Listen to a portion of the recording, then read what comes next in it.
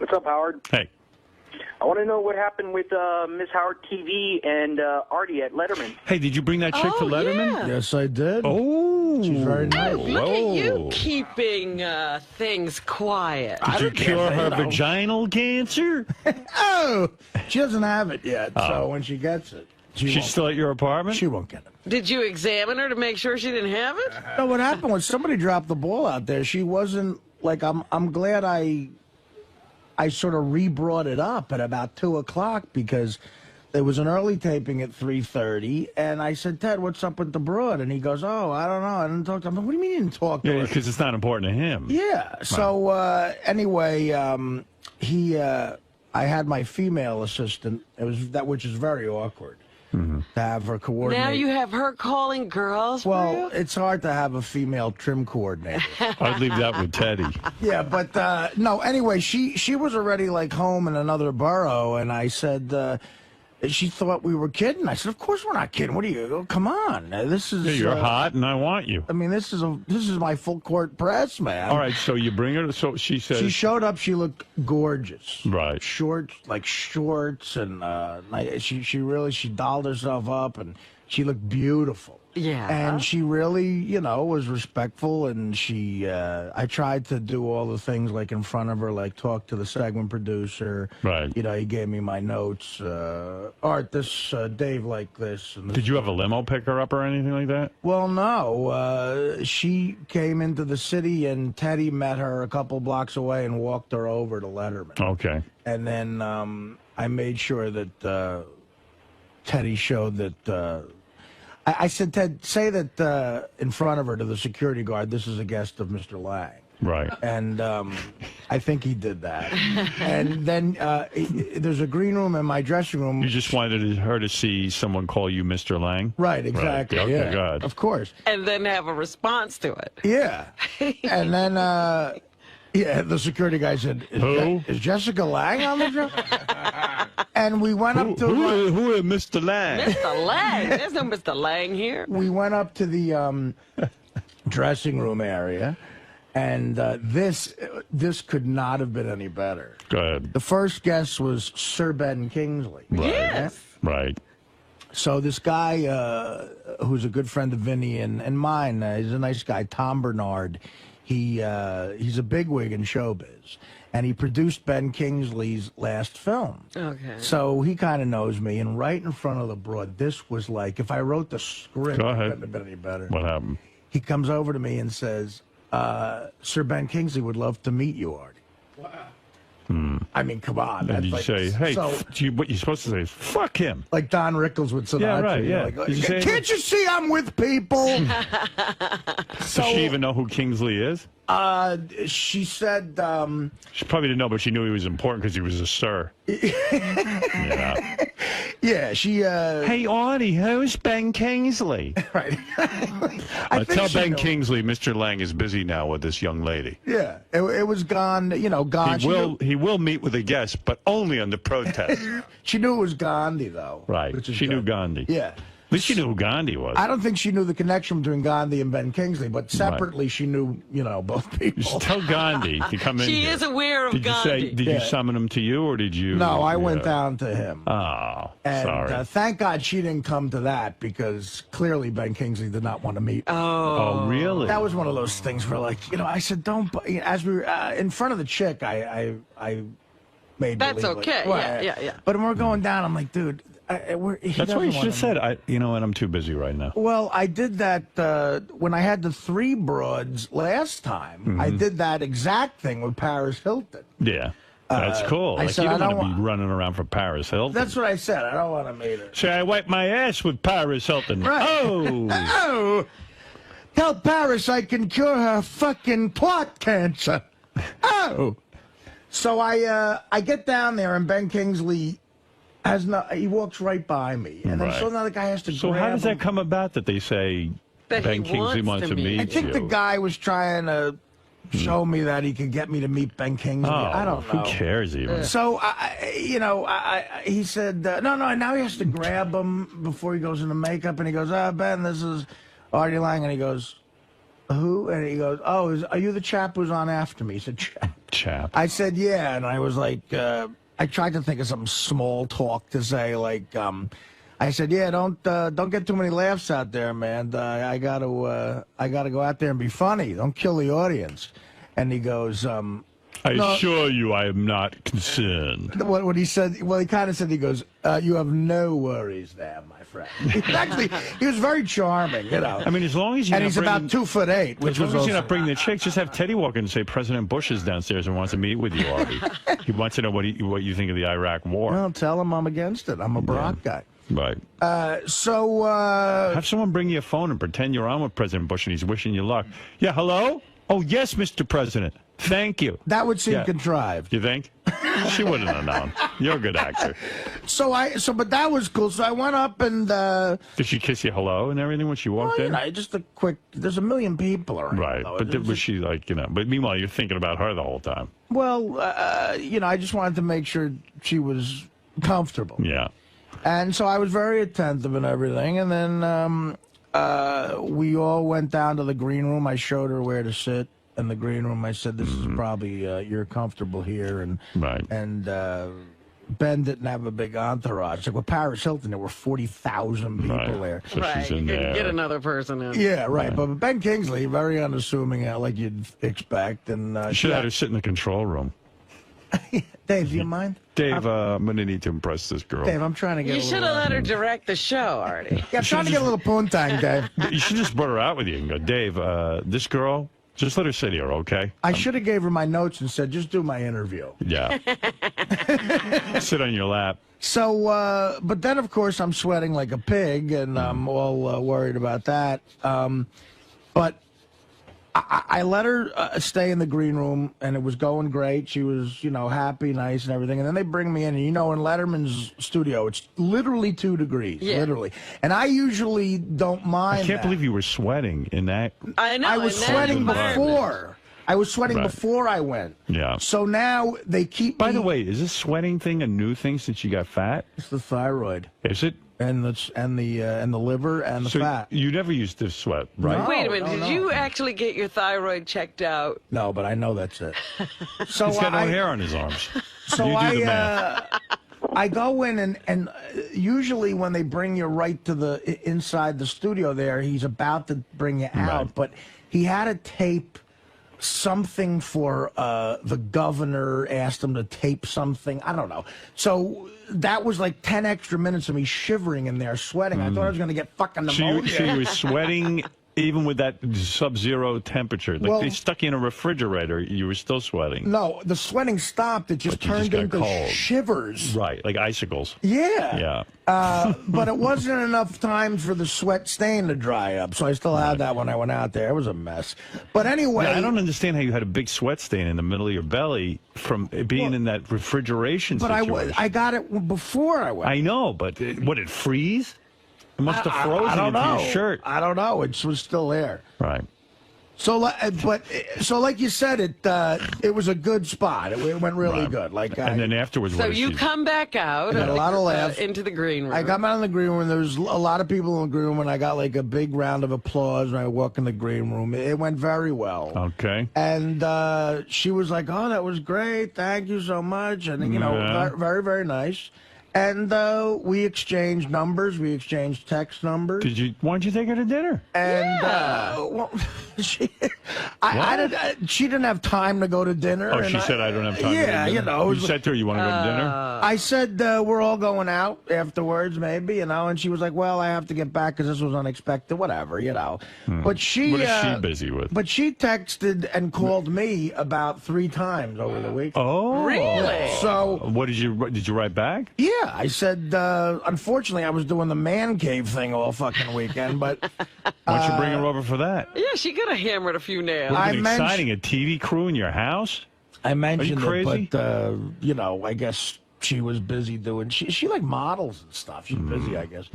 But, we made arrangements. I got to go to Dallas this weekend, of course. I'm never around. But, we made arrangements to have dinner.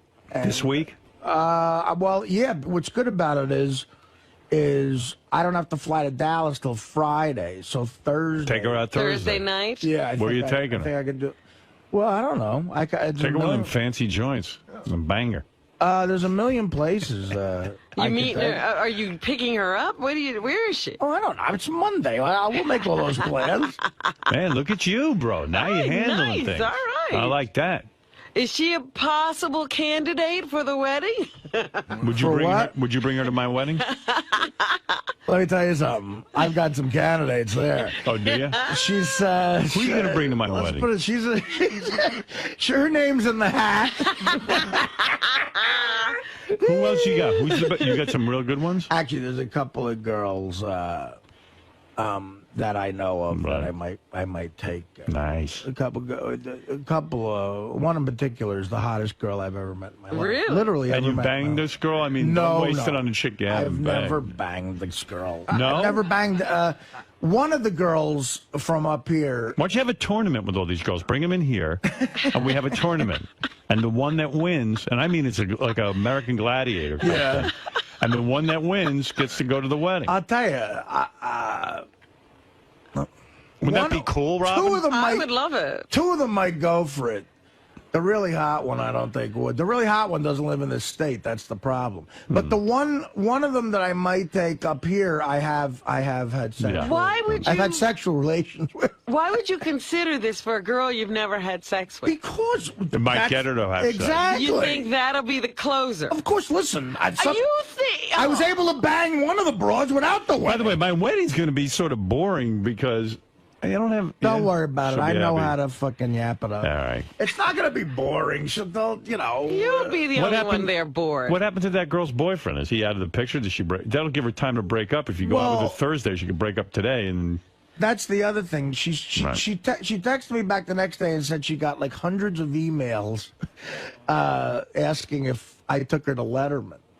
And she also got some very disturbing Photoshop pictures of what her and Gange's kids would look like, and what her and my kids would look like. But I gotta say, I'm a little worried about my relationship with Gange. Why? Because afterwards, I was maybe I misinterpreted this, but afterwards, Gange wasn't really looking at me or talking to me after that whole thing. Gange didn't have. He has no rights. The girl liked you.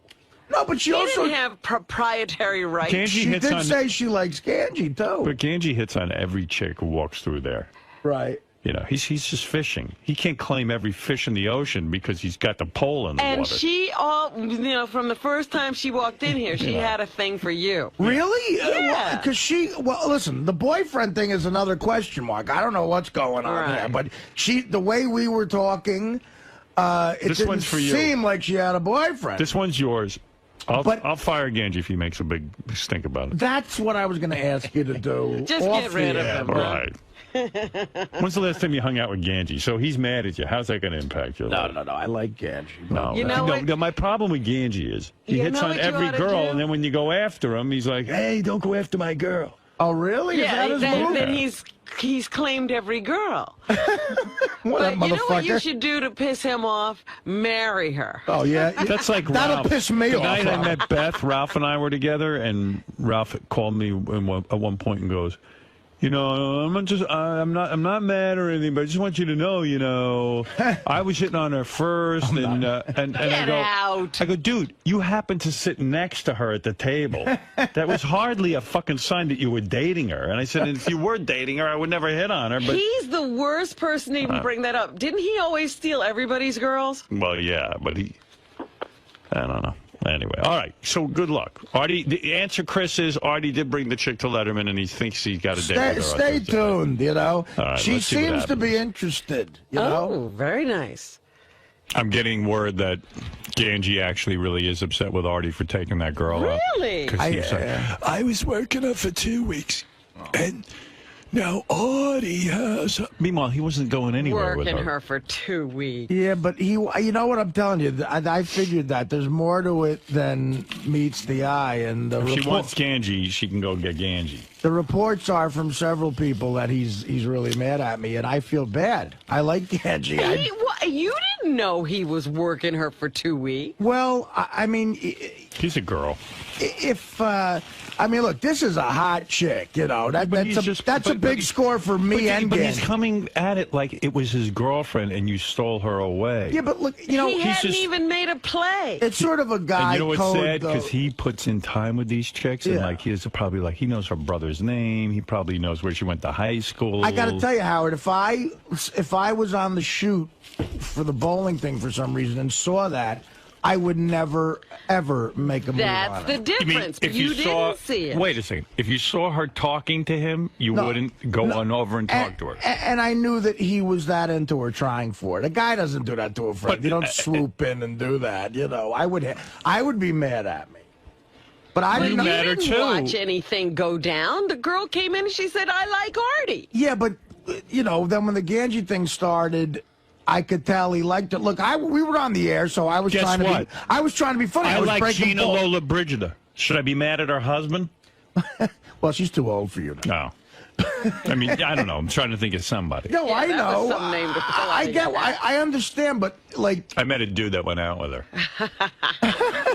if you're really into a chick, I like Miss September yeah.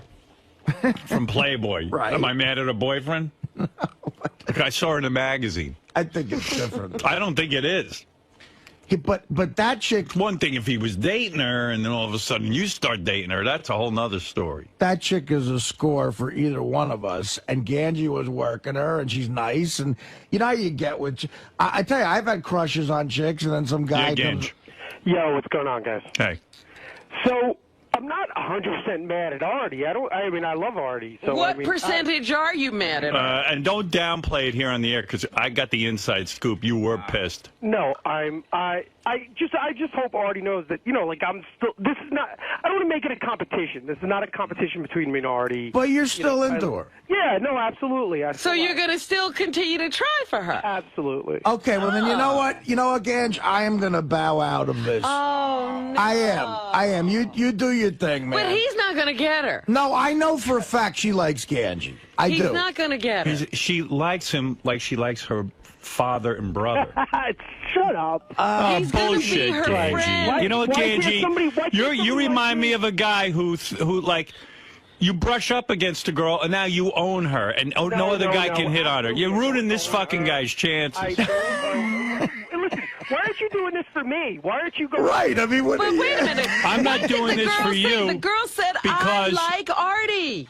Hold it a second. I'm doing this because you should go out and get her, but don't lay some trip on Artie. I'm not. Listen, I'm She ain't with you. She knew you for 2 weeks. She didn't have any date. And you're such a fucking pussy. You never even asked her out. Artie asked her out. You're a fucking pussy. I seen you with chicks. I'm not a pussy. Did you ask her out? No. Okay, No, that right. case closed. You're hanging around her for weeks. You're going to be her best friend, and it's I'm going not trying nowhere. to be your best friend. You're going to be her Stop best it. friend. I'm not. That's not my intention. No, but me and Gange You are just cost this chick 6 figures. me and Gange are similar with women. I can tell. I'm not the most bravado guy around women. I'm either. not either, but all But- I'm telling you is I've seen Gange what he does. He's the guy. He He's got his becomes the fishing friend. pole in the ocean, and he goes over to you and says, I'm fishing here first. The fish are here for me. That's not true. No, he's a cock blocker. Like that. Gange, Stop that. why Would you be late? mad So in at other Artie? words, Artie didn't know you were involved. Gange, why don't we announce to every man on the planet that he has to lay off this That's girl? right. Every girl is off limits till Gange picks Well, one. listen, if I didn't know Gange, but I knew of a guy like that, I wouldn't stop in a heartbeat. Fuck that. of course not, But we're friends. No, but wait a second. Why can't you go out with this girl, and why can't Gange? Let Howard, the best man win. Howard, listen, it'll create such weirdness. I've seen Yeah, this happen he'll before. get over it. No, I don't. Gange, you know what? You've known her longer, and I understand. And I barely know her. And how about he hasn't asked her out ever? You're not going to go out on Thursday with her? You No, already got it. Oh, I'm not. I'm my gonna. God. You got a Gange, date with her, and you're I gonna, don't have a date with her. Nothing's official yet. We talked about it. You're insane. Listen, dude. I just, Gange, I think you I'm a should. man, and this is what men do. No, they don't. No, No they real don't. man does this. No, You're a fucking pussy. I am not a pussy. I've told you that your whole life. You're a pussy. Why am I a pussy? Listen, Daddy can't get you this girl. Sorry. Daddy to get me everything. Daddy can't get you this girl. So now Artie's got to back off. But why are you trying to throw me under the bus? I'm not. I'm saying to you, go out and get this fucking girl. What are you telling Artie not to get her for? You're not getting her. I'm competing with somebody in my own world here. You know what, Gange? Inform us of every chick. You're competing with every man on earth. Inform us of every chick you meet so I can alert my audience so they stay away from her. But every man on earth isn't his friend, though. Yeah, but he had 2 weeks, Artie. 2 weeks for me is not... Weeks. 2 weeks for me is not all. It took me 4 years to how ask many a chick times out. did she text you this weekend? 0. No, actually, last night and Friday night. I'm sure she has. Well, she mentioned Gange in one of her texts to me. She goes, I really like both you and Gange, and you should stay in touch with me. But, Howard, first of all, I love the fact that you're fighting for me. No, I'm fighting for both of you guys. Gange's not getting my point. Listen. This chick, first of all, has a boyfriend. Both you fucks aren't getting in their pants. But let me tell you something. Well, that might be her playing out situation. She walked in the room. Said she'd quit her boyfriend for Gange. She walked in the room and said she was into Artie. She went to Letterman with Artie. Gange, if he's such a fucking prize to this girl and she's digging him, she wouldn't have done that. Or she can go out with him too. But if she liked Gange, if she was into Gange, she never would have done brought that. up the Artie thing in front of him. So now, guess what, dude? You're gonna lose out, and this fucking guy's not gonna do anything. But you know what? Listen, without getting into detail. Hey, Gange, can you call us after a year and let us know that you haven't scored with this girl, so then maybe Artie can call her? But let her make a decision. Listen, I'm going to say... You're not letting her make a decision. You're making the decision. If Gange wants to take her out, he should take her out without one of his friends looming over. But the girl even said she wanted to go out with you, not with Gange. She said, I like Artie better. I don't think she said that. She said it. She said, Gange's sweet. I like Gange. I'm really into Artie. No, she didn't. Yeah, she did. Play the tape. She never said, I'm really into Artie. She said, Gange has a vagina and Artie's got a cock. Well, that's one I got over. Gange, I'm not against you. I'm for you. But I just know how you are, and I know that you're just like laying claim to this girl without any fucking context whatsoever. Because you worked with her. She did Bowling Beauties, and Gange was there, so now it's his girlfriend. I don't blame anybody. Listen, I kind of feel like I like asshole. Her. I think she's, obviously really cute. I think I have a lot of, I like a lot of things about her. You know, when a dog, can I tell you something, Gange? I'm going to give you a little lesson in life. They've actually had cases like this where a couple's getting divorced and they both want the dog. You know what the judge does? He cuts the dog in half. No. No, that would be stupid because then the dog would be dead. What he does is they have each owner stand on opposite ends, and whichever the dog goes to, right, that's the person who gets custody. It's really the girl's choice. But the dog, not a human being. Yeah. So let's put her on all fours. I'll stand on that side of the street. All right, what is it, Doug? Doug Goodstein, executive producer of Howard TV. She doesn't only have a boyfriend; she has a live-in boyfriend. Yeah. Oh, wait a minute. No, that's not the information I got. Oh, that's what we got. We did a shoot with her in her apartment. Okay. I guess with the live-in. Well, you know what, then, Gange? Maybe she's a little player. No, so you fuck know her. what? Give her to Gange. Well, she's playing everyone. Well, she's not playing anyone. Check this out. Gange thinks he's in a relationship with her because he's talked to her a couple of times. He was smitten with her. I mean, he really. No, I really. But guess what? A lot of guys are smitten with him. And you know what? Gange needs to hire his father to go out and rub out every guy in the planet who's smitten with her. Guess what? A lot of guys are smitten with her. But guess what? She ain't smitten with Gange. Yeah, but you got to make a play. Can I tell you something funny? That we did profiles for the Bowling Beauty, so we went to her apartment. We asked her a shitload of questions. Doug, you saw how upset Gange was. He was really pissed at Artie. Yeah, because it's more than 2 weeks. It's going on for like 6 or 7 weeks that he couldn't. Gange can't stop talking about this girl, but I think he's being held back by the fact that she has a boyfriend. Yeah, well, that's typical. But Artie, he's going to make suffer. I'm going to make Artie suffer. May the best man win. Let them It's have not. the cock I mean, I'm not a pathetic slob. I'm not going to suffer if I don't get. No, you know what I'm saying. I mean, without getting into any detail, I've been doing all right for myself. No, since I've I'm been not single, saying that. But Gange's been knowing this chick for 6 weeks. He sits home and beats off to her, and he thinks he's in a relationship with her. Well, Gange's clearly more into her than I am. At this point, but because I don't know he's her going as to well. get to go out with her. I feel as a friend. How do you lay claim to a chick you're not even going out with? As a friend, I should let Gange have that. All right, Gange. Artie's backing off now. You ran into a really nice guy, Gange. Artie is a great guy. I'm not Hey, Gange, go get her. Gange felt this way about Britney Spears. He had a big poster of her on his cubicle. Remember when Gange could get Tori spelling? Yeah. How about this, Gange?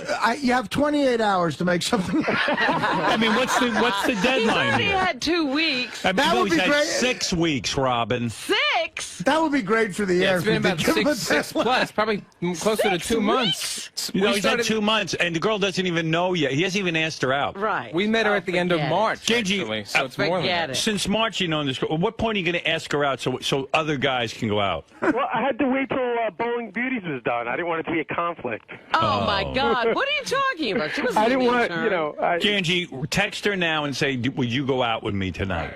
And if she says no, let fucking Artie get his shot. First of all, she's probably home loving all of this. Yeah. Second, but what Doug just said. You two are fighting over her, and she's got a boyfriend. What Doug just said, a live-in boyfriend. The boyfriend isn't fighting over I her. thought it was way more casual than a live-in boyfriend. That's ridiculous. This broad's she might be a liar. What else you got? We also asked her who she liked, on the staff or at the show, and she said Greg, the camera guy. Of course. And then Ronnie told me that she wanted to make plans with him too. I'll tell you what, with Ronnie Mund? That's what he just told me. Yeah. Ronnie Mund? So she might be a big flirt playing everyone. Yeah, so you know what, Gange, fuck her. Just, that's ridiculous. Ronnie? Yeah, Ronnie. Well, they live near each other, so she said, we should make plans. You know what, we'll walk Gange? the dogs together. All right, okay, I've had enough of this. Gange, she's yours. You win, Gange. You got the prize. There you go. Artie's backing off your girl. Thanks, Artie. You should go dip your cock in acid so you have a vagina between your legs. And put on a goddamn dress today and walk around in some sexy sandals. You never have to cry to get a girl. You shouldn't even be allowed to wear fucking pants. Put on a pair of hot pants, you fucking nut. Where's the man in you? Go get You know the what, girl Gange? if you want. I wasted a trip to Letterman on this broad. Yeah, you could have saved him some time. Gange, God bless you. Yeah, well, listen, say something nice about me, so at least maybe she hears that. You look good in a dress. Oh, F you. Goodbye. Jesus Christ. I mean, I don't believe this, Gange. I like Gange. Don't think I'm against him. I'm for him. But when do you have to get help to get a girl from another guy? Can I say something? And if you do, don't go with her because it's going to only be I'm a not disaster. asking for Artie's help. Yes, you are. You're saying back off. You're saying Artie can't go out with her. Artie really It's your girlfriend. He could try to go out with her, too, and listen, but He already has a date with her. I don't, though. Same thing. Listen, based on what I'm hearing Doug saying about Greg and Ronnie, the live-in boyfriend, and the conversations I did have with this broad, she might just be playing everybody. I guarantee that. So, Gange, you know what? Proceed with caution, but do your thing. There you go. All right. Good luck to you, Gange. Thank you. Thanks. All right, You can have that headache. Yeah, that's your girl. She's all yours. All men, stay away from, what is her name? Tracy. Stay away from Tracy. Does the entire tri-state area go unnoticed? No, the entire world. Go unnoticed. Stay away because Gange's putting a full court press on being friends with Tracy. He hasn't even asked her out. 6 months the fucker knows her, and he doesn't ask her out. Now it's his girl. You're going to look funny converting to Judaism. All right, thank you, Gange. All right. All right, there he is. Mike Gange, Howard TV. Watch Howard Maybe TV. that's what it is. He's taking courses. Tracy. Hello. Hi. Hi. This is the Tracy. Is this the flirt? Tracy, be honest with me. Who do you want? Gange or Artie?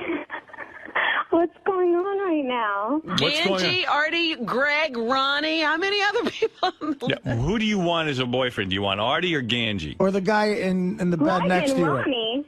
What? Where did that come from? Well, you said you might want plans with Ronnie, and you're attracted to Greg. Yeah, you said you might like Greg. I said I might like Greg? Yeah. Oh, for the blog I had to write, yes. I don't think I can pick up the... I don't know. You can't choose? I don't know any of them personally, to be honest. I mean, right. Listen, you knew Gange. You know, hi, Gange. Hey, what's going on? Yeah, You've known Gange for 2-3 months or something. Yeah, Gange's an amazing guy. I think are you interested in Gange romantically at all? Be honest. A date. I don't know. I don't know. That's okay, not so a yes. Yeah, so after 3 months, I don't know. You just being nice? I think Gange is a great catch. Definitely a great catch. So what about for you? Is he a great catch for you? I don't know. I mean, I've never been in a situation where He obviously, listen, he's such a pussy. He doesn't have the balls to ask you out. So here, will you go out with Gange? Thanks. Well, you're a fucking pussy. You don't know how to ask a woman out. Here, do you want to go out with Gange? Oh, well, I have a boyfriend right now. I don't know why Gange would even want to go out with me. Which is what I said. Yeah, she has a boyfriend, supposedly. Then why is she going out with Supposedly. Well, are you going out with Artie just for fun? I didn't go out with Artie either. He invited me as his guest to Letterman. If he asked me on a romantic date, I would probably say, why would you want to take me? I have a boyfriend. See, Are you two? Weren't you supposed to go out on Thursday? that wasn't a definite at all. Oh, who said I was supposed to go out on Thursday? I said I was going to call you next weekend, but this is I'm telling you, this chick is it's a no-go. I think. She has a boyfriend who lives with her. Why are you guys pining away for her? Pining away? No, She's the one she who... never indicated it was I don't mean that you. serious. I mean Gange. If I lived with a chick, I would not want her to go to Letterman with anybody. Like, what? This chick's a little dirtbag. I asked permission. I came home and I said, would it make you uncomfortable if I went to David Letterman? He's like, go. What can I do wrong at David Letterman? No, sweetie. In the back? All right, Sweetie. so listen. She's one of those. Yeah, sweetie, you're She's everyone's friend. She's everyone's friend. You gotta be careful there. All right, Gange. Yeah. She's all yours. Artie's backing Exactly, Gange. Go right ahead. She's got a boyfriend. I don't need that hassle. Well, why are you angry at Artie anyway? This girl's got a boyfriend. Wait, I have a question, though. Doesn't Artie hit on every single girl that comes in? Why is it not okay for girls to, I think Artie's amazing. I would definitely date Artie if I was single, and that's what I said. No, but sweet, you got to play the thing. thing. Break up with your boyfriend. Yeah, you left if you had said that, I wouldn't have invited you to Letterman. I'm not trying to date girls who have a boyfriend. You made it a little less clear than that. Wait, I never said that I had a boyfriend on You air. said you'd break up with him. Yeah. Well, I was being a little bit silly. It's not like I would come home and just break up with my boyfriend. We wouldn't expect you to do that. That's why it was odd. So you got a boyfriend. So that's it. That's where it ends. Gange, get over it. Yeah, move on, Gange. It's time for everybody to move on. Yeah, Tracy, Gange was upset with Artie, thought he was stealing his girl, but it's clear you're not anybody's girl except this one guy. You're not even available. Gange, move on. Not that I made that clear, though. You did make it clear. Nobody's hearing it. Oh, okay. I didn't. I'm sorry for the confusion. Hey, what'd you think when Ben Kingsley wanted to meet with Artie? I was very impressed. Yeah.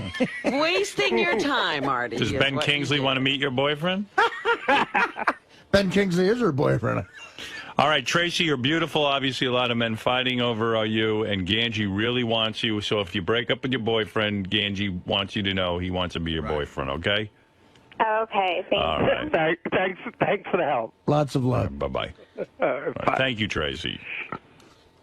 All right, that's Tracy, who's everyone's fighting over. That's why you don't date actresses. Right. Oofa. Well, they are all my children. Morons, misfits, and homos. Who cares what people think? They're great for my show. Yeah. I had from 3 other sources, 20 years already. So I went on the air with it because I was confident in the story. I had it from enough people. No, you weren't confident because you didn't know what the car was. Doesn't matter. I knew it was a pace car, and I knew you had it at home. Dude, you didn't Why know do what I it need to know like? the year? You're coming in with having them bring in different pictures, different colors. You're telling me the car's orange. You're telling me the car's pink. You had no clue. The structure of the story was true, and I stand behind it. Well, good. You stand behind it. I think it was bullshit. You don't. How is it? So it's not true? It's true now. Thank you. I Thank said you. It was That's true. it. I said it was true afterwards. When Howard asked me, I said it was true. Not to you. Do you hear this argument? What are you doing, Ron? I don't know. And I was going to say to him yesterday, you got to calm down. You get upset about everything lately.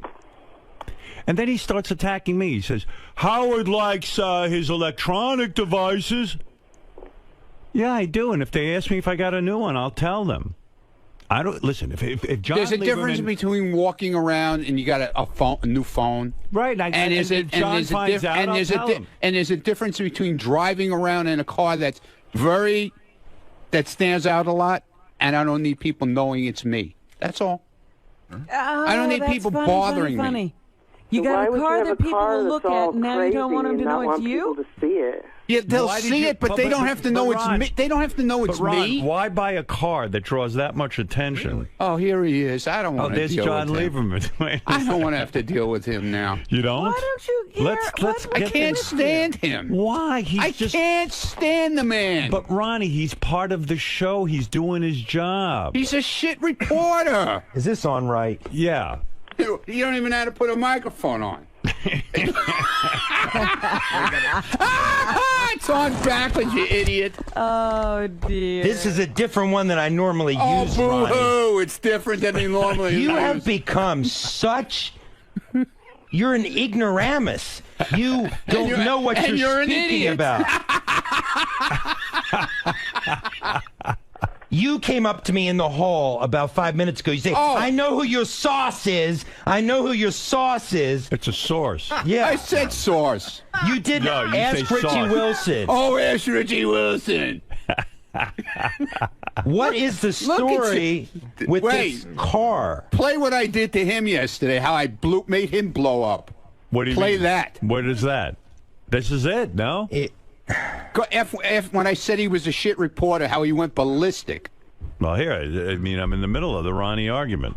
So what's the issue? You're confirming my story. No, dude. You had no story when you went in there. If it's not a story, that would mean you don't have a pace car and you're not driving it around town. You put the thought in his head that I have some kind of a car. I don't know. I don't know which part you're talking about. It's right towards the end. I think that's all I have. They give me clips. Oh, he went crazy. I did not go crazy. What I was saying to you, Ronnie, they were falling out of his head, dude. I was making... Listen, let me explain this to Ronnie. The reason we hired him... I don't care. ...is because... I don't care where you hired him. Yeah, but you're working I don't here. like him. Yeah, you don't have to like me. I don't like you. You don't have to like me, but you can politely say no comment... But you see, when your reaction is so out of bounds... That's all I have to say? Sure, you can say no comment. On any story you come to me with. You know what? I just don't understand. I don't like you. So if it's about Ronnie's block party... Send Lisa. Promoting... Send Lisa to me. I love Lisa. I will send Lisa. Fine, no more block party stories. Okay. And you know what is out of bounds? I've never attacked you in terms of your security job. I was just fucking with you like everybody fucks with me. I have never personally attacked you. You're working on the Stern Show. You work on the Stern Show. Take your fucking medicine like I do. Are you kidding me, Mr. Hypocrite?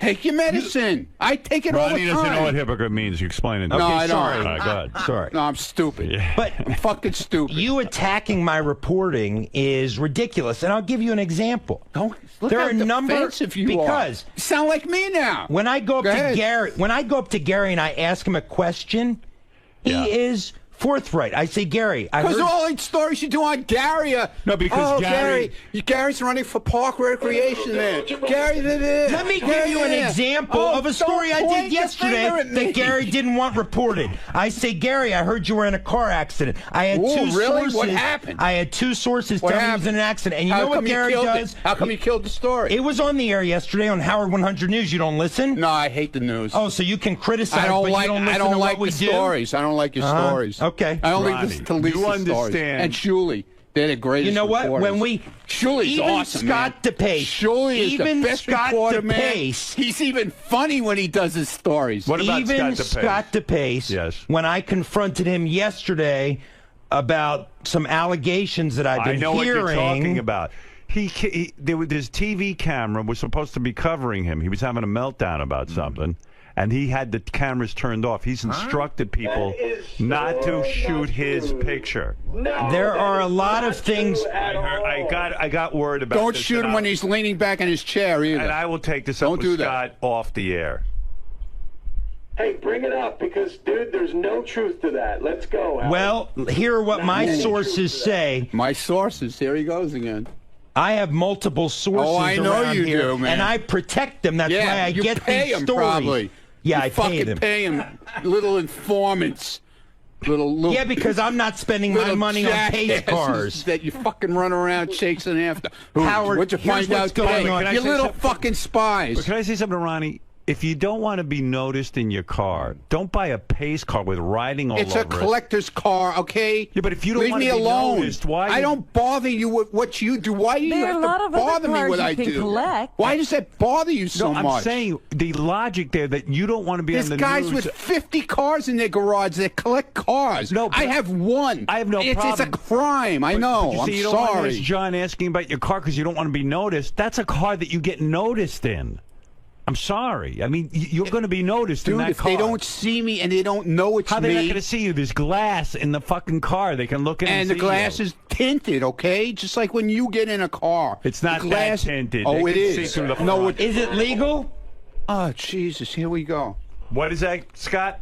It's a convertible. Oh, Gary. Yeah, okay. Do I have to put the top down, Gary? Do I have to? But you will. Do I have to put the top down? You don't care if people see you in that. Oh, stop it now. You're looking for attention. That's why you get a car like that. Oh, please. Why have a convertible if you're not going to put the top down? Right. Yeah. Okay. Yeah. Here we go. I had to get rid of my. I had a convertible once. I put the top down. A guy jumped in the car with me, and I said, perhaps I shouldn't have a convertible. But I said to myself, it's silly to have a convertible if I can't put the fucking top down. So you got rid of it. Of course. Now he's saying he wants a car that gets attention, but he doesn't want the attention. Yeah, he didn't want attention. You better do a follow-up story on that. Oh, we already got it. He already said that he'll refuse to tweet out any photos of the car. Right. And he wants to know who my source is so that he I know who your source is. You absolutely do not. I ain't telling. Who? I know Why who are you is. not I know telling? who it is. Three. Name them. I know who they are. Name the three. I know exactly Name who them. they are. Name one of the three. I know one of them for sure. Who is it? I'm not telling you. Why? I'm not going to rat your rats out. I won't rat. What? Why won't you? I'm not going to rat your rats out. Who do you think? You got rats all over the place. Yes, yeah, I know do. you do. Yes, I do. I know you do. And they're watching you. Yeah, good. Let them watch me. Who gives a shit? Let them watch me. Nah, you give a shit. Look at you. I'm just looking at you. I'm I looking can't at believe you. I'm seeing a grown man upset over a pace car that got out on the air. I don't like you. I told you that. I told you that in the hallway. And I told you you do not have to like me. You don't have to like me, but you can say no comment. No I've had comment. many other people not like me. No comment, and I don't like you. Isn't it okay to rat a rat out, though? No.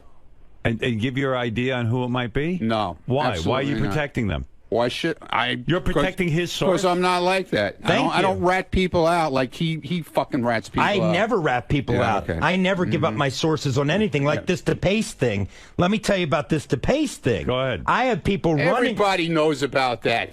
The whole hallway knows about what he's went got down. a report on that. I What have do you people know about it? I'm not saying anything. It's All right, not so my. let It's John not my say it, business. What we have confirmed Ronnie, is this. You would make this show very successful. Yeah.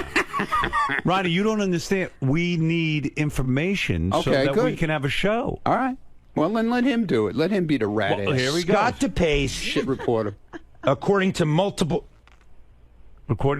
sources. Sorry, I heard the shit reporter comment. Stinks. You're a terrific reporter. Don't listen to him. Could I please get this story out before I really have to take action? Is that a threat or a promise? No, I'm talking to Howard. Go Excuse ahead. me. Be my Go guest. ahead. Multiple sources, Howard, say that Scott DePace has set rules in the Howard TV control room. I heard he that. must be notified when he's being shot by a camera because, in part, because he doesn't want any unflattering images of himself on the Howard TV behind the scenes. Here's another guy for example, when who doesn't understand how we make a living. For example, when he is sitting back in his chair. Thanks, Scott, for taking the heat off. He doesn't want those moments captured. And in fact, I have confirmed he shined a mag light in one of the cameramen's cameras because they were trying to get a shot of him yesterday. Has everyone gone nuts around here? And he called one of his producers. How are we going to make a living? You did call one of the producers back there unintelligent yesterday as well. Is any of it true? Wow. Is any of that true? And I believe it is true. Bits and pieces, but not for the reasons he's saying. Go ahead. So the first thing is, yes, I simply don't want a camera spying on me. I have no problem with a camera when I. Me neither, asshole. Well, none of us want a camera spying. So all I requested was that they let me know when they're shooting and when I'm in the control room. I'm in the control room doing my thing. Yeah, but something went down that would have been good on Howard TV. No, not once. I simply said, I want to know. Now listen. So, no, let me explain to you. John, what was the event he boycotted? Let's hear, Howard, with all due respect, let's hear what he says so that I can contradict it with fact. On the life of my kids, I never told them they can't shoot me. Never once. But the other day, they couldn't shoot you. They could too. They have to inform you. All I said is just let me know. So a couple of segments went by when all of a sudden I look over my shoulder and there's a camera there. And I'm like, hey, can you just let me know? So then apparently, so they were letting me know, but it wasn't loud enough. I wasn't hearing it. So I said, well, can you tap me on the shoulder or do something so that I know you're shooting me? And that was the whole controversy. But I thought there was something going on that was of particular interest, and the guys were afraid to pick up the camera because they couldn't alert you during it because you were having a meltdown. Yesterday, my switcher was melting down. I'm doing all this stuff, and you were yelling at me because there was shit in the monitor. Right. Rightfully. Was that the incident? No, there was another incident as well. Tell Lee to get in here. When 𝗫cie, the woman with the large breasts, came in, and there was the jumping jacks incident back in Howard TV. Right. My sources tell me that Scott told them not to shoot it, and in fact yelled at Greg Carmel, the cameraman, for documenting the event when he was just doing his job. Lie. That's libel. Well, then let's get them in to court. Then let's get them in Whoever here. That person is. I have that was a flat-out lie. The only reason I did it was because there was a camera. Are you censoring what is being shot of yourself? Never once. No. You're not censoring. Can I ask a question? I got a question. Not that I'm aware of. Scott, if you get into an argument with somebody, somebody doesn't have time to tap you on the shoulder, but it's interesting. Will they get in trouble if they shoot? No, I'm talking about that is not what I'm talking about. I'm talking about when I'm doing my job and over my shoulder there happens to be a camera there, and not when I'm arguing with someone. That's of course fair game. Nobody shoot it yesterday when you were having this huge argument in the hallway, and Jason went out, and everybody was afraid to shoot it because they were told they can't shoot you. What is this? All right, listen to me. All right, listen to me. Yes, Doug, what do you want to say? Bring one of these people in here. Is this one of them? That's one of them. No. I'm actually going to defend Scott. Listen, let me say something. Never mind your defense. Here's what I'm going to say. Well, I'll tell you. I got to cut through the bullshit. He's not interested in that. Everyone, cut the bullshit. None of you are superstars. I am a superstar. You are not. The reason people know your name is because of me. Why do they know your name? Because we make everyone part of the show. You don't pick and choose what you can be part of. Get the cameras on and let's go, baby. Can I just tell you what happened? What's what? Jason saw this fight, part 2. Now, I don't know why John, the great reporter, is not reporting that he has this all on. He was in there with the microphone. They had part 1. It was all on camera. It was all on. He recorded it. So they picked it up in the hallway after the show, and I guess there just wasn't a camera around. And on camera. Why don't I have the tape this morning? I don't know. In other words, if it were anybody else, you'd be Gary. You're not going to believe this. Jason and John Hein had a huge fight. Here's the audio. Good point. Why is it not being shown? I think you're going to be bored. Is there an edict, Doug? Why didn't you do this story? Is there an edict? I did the story yesterday on Howard 100 News with Lee versus there you go. Scott. So, but is there an edict that audio. Scott cannot be shot in unflattering positions when he's leaning back in his chair? No. Well, I don't think I'd want to be shown that way, and if I knew a camera was on me, I probably would straighten up. Of course, I'm not an idiot. And that's the point here. The point, what Gary is saying is, cameras can shoot Gary ad nauseum, but you are putting rules on what cameras can show. Well, if that's true, then tell Gary to turn that camera on 24/7. I want to see what he's doing in his office. It's on all the time during the show. No, it's not. He hits a button and it goes on for 10 seconds. That's after you fucked me last year. But also, every day I'm here. All right. Lieberman, you got this one wrong, pal. I did not get this one wrong. I totally stand by this. All right, as long as it's straightened out now. Yeah, sort of. Everybody's a superstar right here. Ronnie doesn't want to be asked questions. Yeah, they're all going no access. No access. No access. We won't have a show anymore. Never said it. Lieberman, good job. Thank you. Bullshit. Good job. Bullshit. No comment. Scott. Well, all right. I got King of All Blacks wants a comment. Thank you, Red Gypsy. King of All Blacks, yes. Yeah, Ronnie and a couple of other people up there, they want to be you, right? But without the criticism, right? They just want to chill and be a superstar, but they want to be you, like, because it seems like you don't get any criticism from people, right? So they want to be like you, right? And what's going to happen eventually is that they're going to grow a hatred to you, right? King's on track with this. Yeah, you know I'm always on track. Not always, but this time you are. Yeah, I was like, boy, he's making sense. Yeah, I mean, look at this guy. All of a sudden, he's making sense. How's my phone sound? The phone not is that great. It's not great. I don't know why, but thank you, King. All right, Mark, you have the last word on this, and then I really do have to take a break. And then we'll do a nude workout and a lot of other things, Robin. If you can undress during the commercial. Yeah, okay. Yeah, smart. Everybody else, too. Yeah. Not just you. Oh, what is it, Mark? I love you, Howard.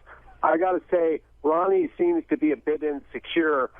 I think he realizes he might be in over his head, and he's pedaling desperately to try to keep his head above water.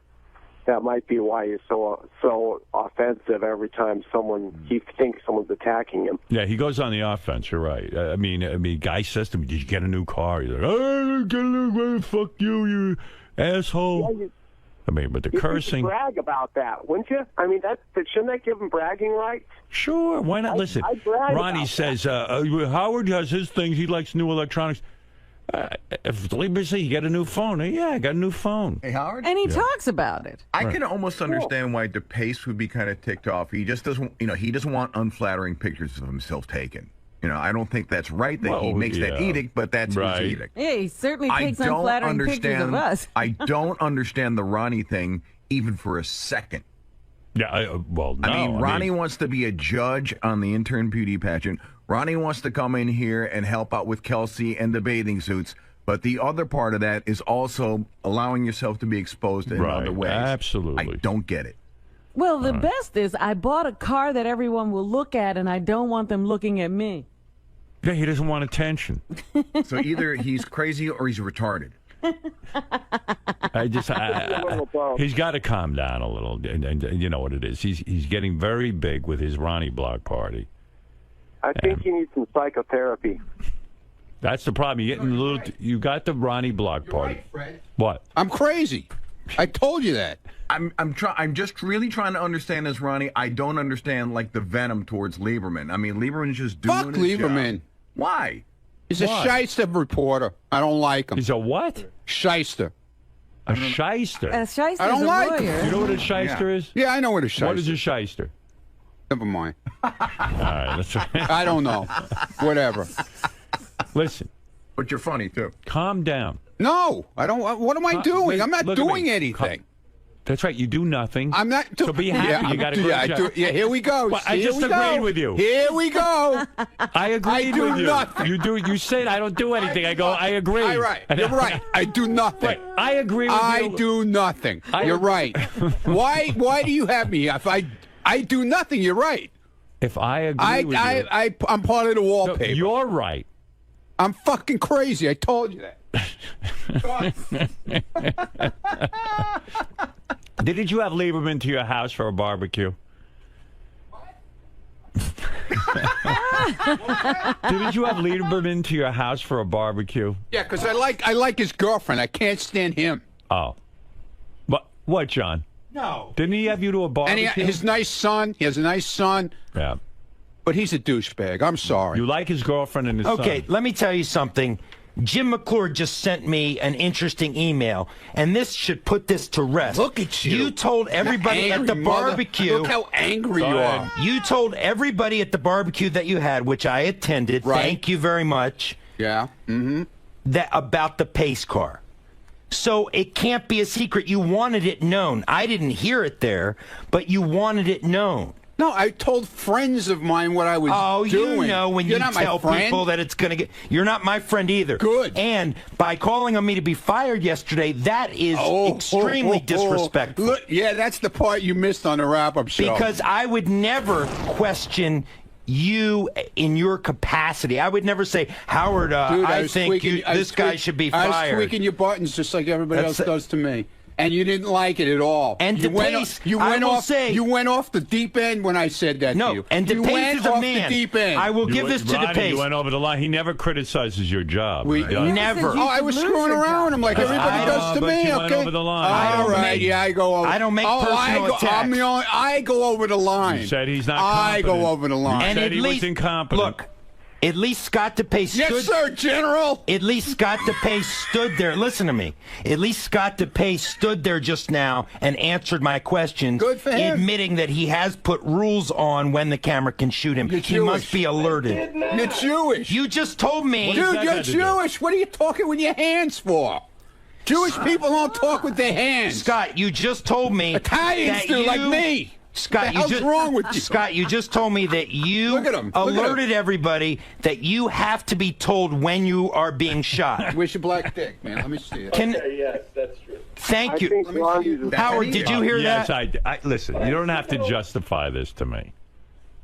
You're so upset. I am not upset at all, but I don't like... I do not like when my professionalism and my profession is questioned. I know how to be a reporter, and I am not here to explain to you. I am not here to explain to you the fundamentals of journalism. Going up. All right, you're going to blow an eye vessel like me, man. Look out. But now you pissed off John. I'm done. Did he just throw down the Yeah. It's getting crazy. Everybody around here is nuts. Mark, go ahead because I got to take a break. Well, I feel for you, Ronnie. It really sucks when it feels like people are teaming up on you. Well, but, hey, you got people out there that are supporting you. I'm not sure where they are, but they're out there, okay? Teaming up on him. They asked him if he got a new car. Yeah. I don't know quite what to say about it. Maybe he's self-hating and projecting it on others. I can't quite. I mean, what kind of question is that to blow up over? Don't you want to know about Ronnie's new car? Yeah, but he certainly doesn't want me to. That's why. But he's driving around in a pace car. I mean, he's not in the Indy 500. That's like waving a flag. I mean, that's like me going out in my Fartman costume saying, "Please don't comment on what I'm wearing." It's like skywriting and saying, "Please don't read the note." Right. I mean, what is that? It's like a woman walking out with Band-Aids on her nipples I'm and going saying, to walk "Don't out of stare my at house. tits." I'm going to walk out of my house naked and then say, "Please don't comment on it."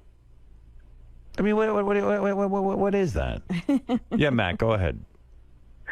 Yeah, if Ronnie can't handle jokes about his pace car, how's he going to handle all the jokes after Richard blows him? Because even if Ronnie takes the show, he's going to get jokes about it for the rest of his life. All right, thank you, Matt. You had the last word on that. I'm telling you, we're getting into a weird area with those two in a funny way.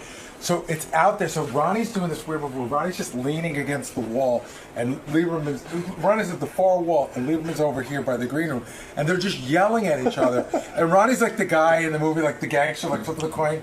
He goes, "You're a shit reporter." And I don't know why, but Lieberman goes, "Fuck you! I'm not a shit reporter." I'm telling you, it's getting weird. Oh my God. Do they know that? It's completely repetitive, by the way. Like it could go, like you could go out there in an hour, and the conversation will have not changed at all. Started up again. It's like that Star Trek. But Ronnie has figured. But here's the funny thing: Ronnie has figured out if he calls him a shit reporter, it gets under his skin. Right. But Ronnie can't. We talked about this on Rapid News. Ronnie doesn't understand how you rile him up to get under his skin. He doesn't. No, he doesn't like me. I go, but you don't really not like Lieberman. You're just fucking with him. He goes, I know. It's very interesting. John, why did you finally crack with this Ronnie nonsense? What pushed you over the edge today? Calling me a shit reporter. I only speak the truth.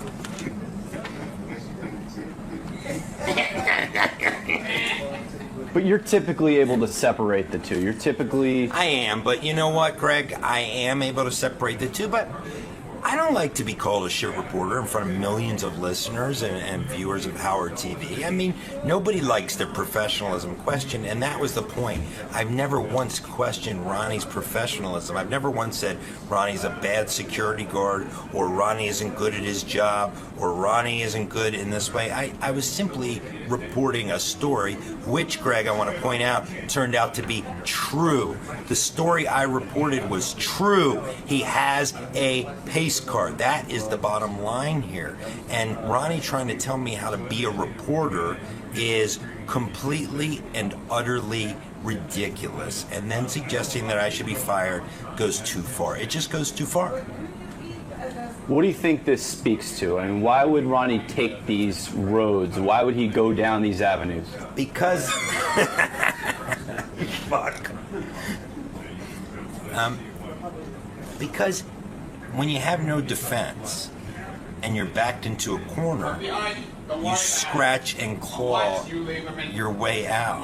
And that's... I'm always watching you. Exactly. But this Ronnie thing is not going to end, because the reality is, when you break it down, he knows how to push my buttons and I know how to push his. This may go on forever. Just remember, I'm here behind you, man. I'm always around. Watch those cupcakes. He's putting on a few pounds with the cupcakes. He's worried about me watching cupcakes. You should watch the TV screen, man. Is it safe to say that the honeymoon is over? That that your little golden era that you enjoyed my the first 1 year. year? You know, this week marks my 1 year. I think the honeymoon, or maybe it was, it marks my 1 year. So my honeymoon's over. But, you know, at the end of the day, we'll just have to see what happens moving forward. Keep up the good work, John. It's a sign of your solid reporting that you've started to crack some of the team members around here. Thank you, Greg. You're next. Sucks.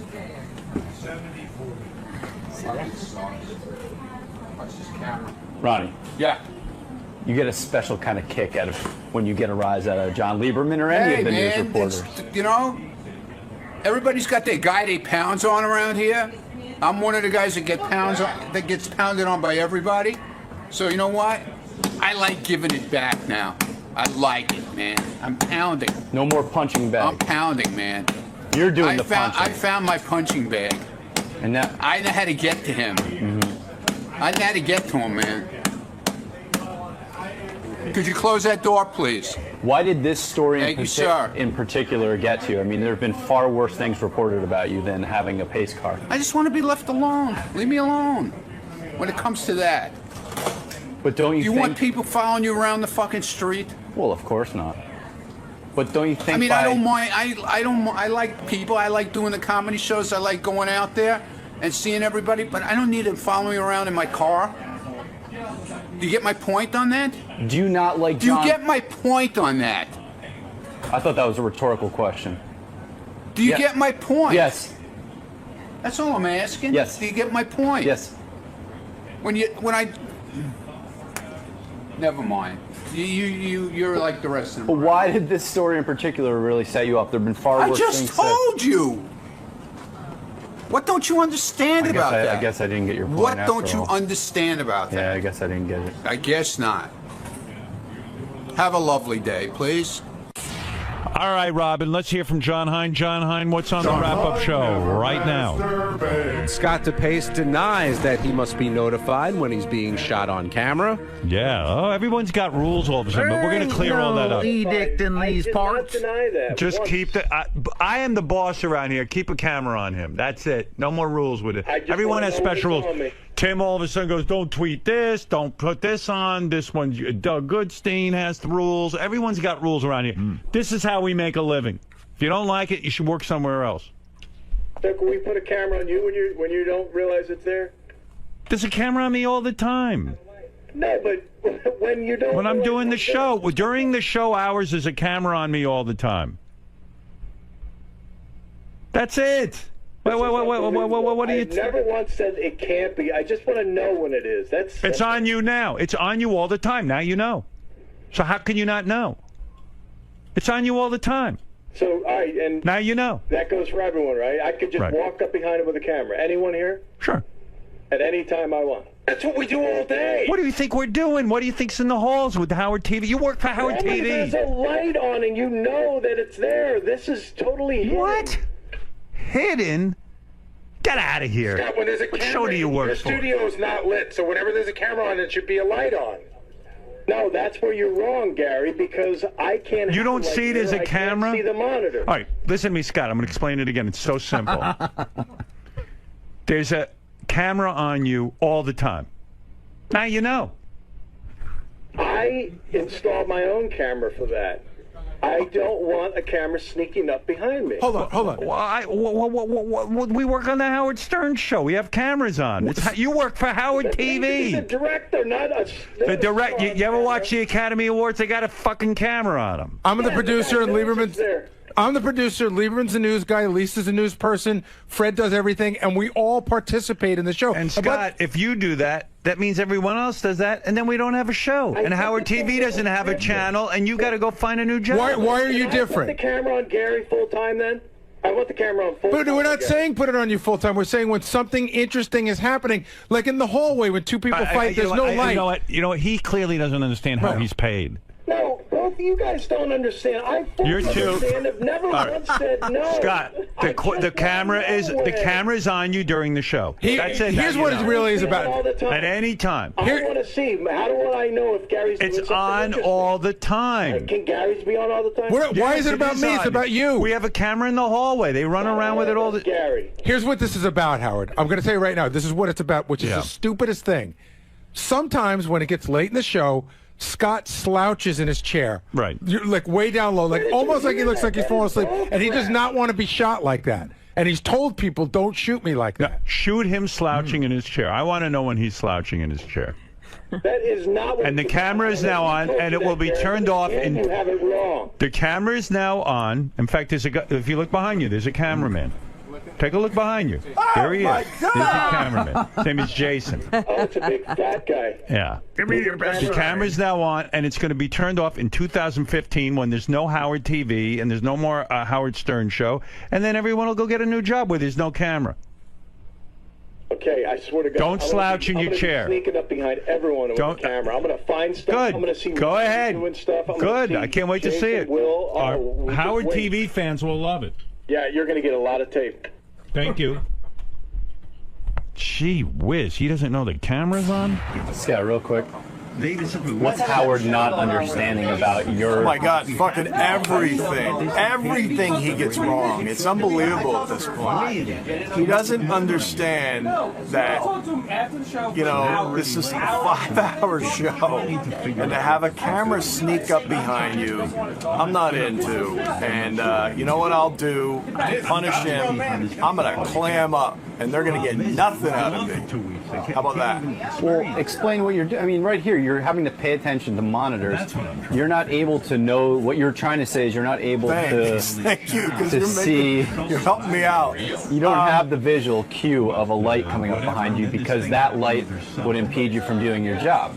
Right. Just like if my light or Rob's light impeded one of them from doing their job, they require us to turn it off. Yeah. Like if I did this to you, you couldn't shoot me. Could potentially ruin my lens. So, yeah, it's a sneaky thing. It's basically having a hidden camera on me all the time. So I don't understand why it's different with Gary. Why can't he have a camera on him all the time? And let me see if something is interesting or not. So, what do you believe? I don't get it.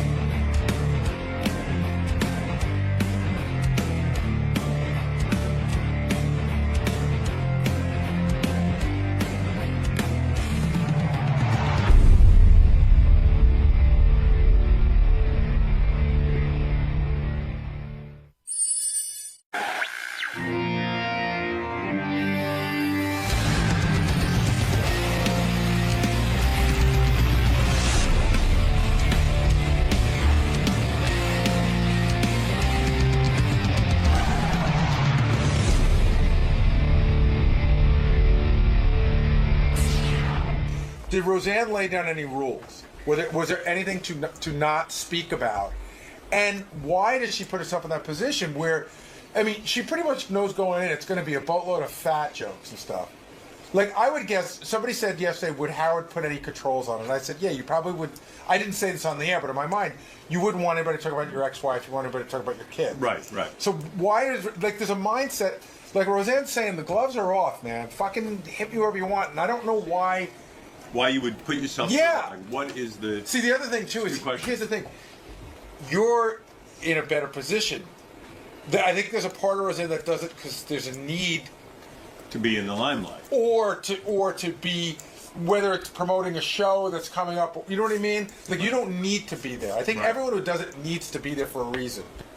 I think there's a psychological mindset there that's a little weird that you should explore. Okay. Roseanne's supposed to call in just a minute or two. Yeah? Yeah, you know, they had this roast for Roseanne. I compiled a bunch of articles.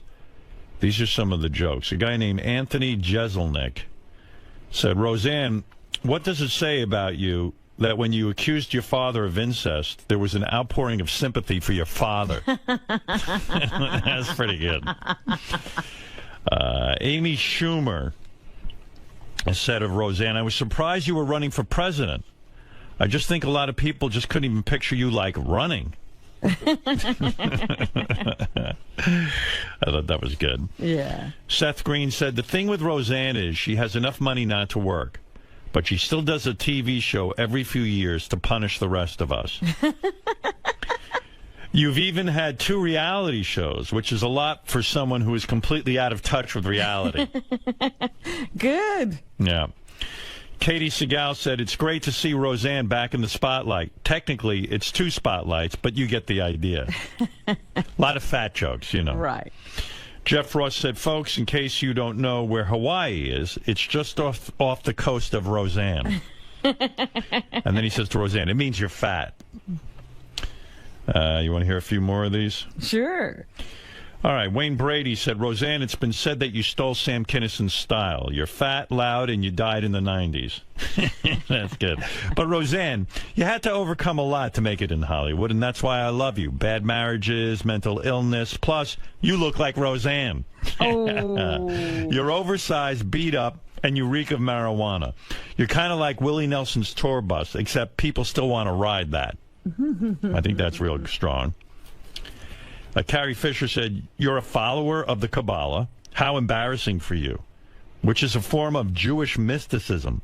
You know what else would be a form of Jewish mysticism? Hollywood giving you another show.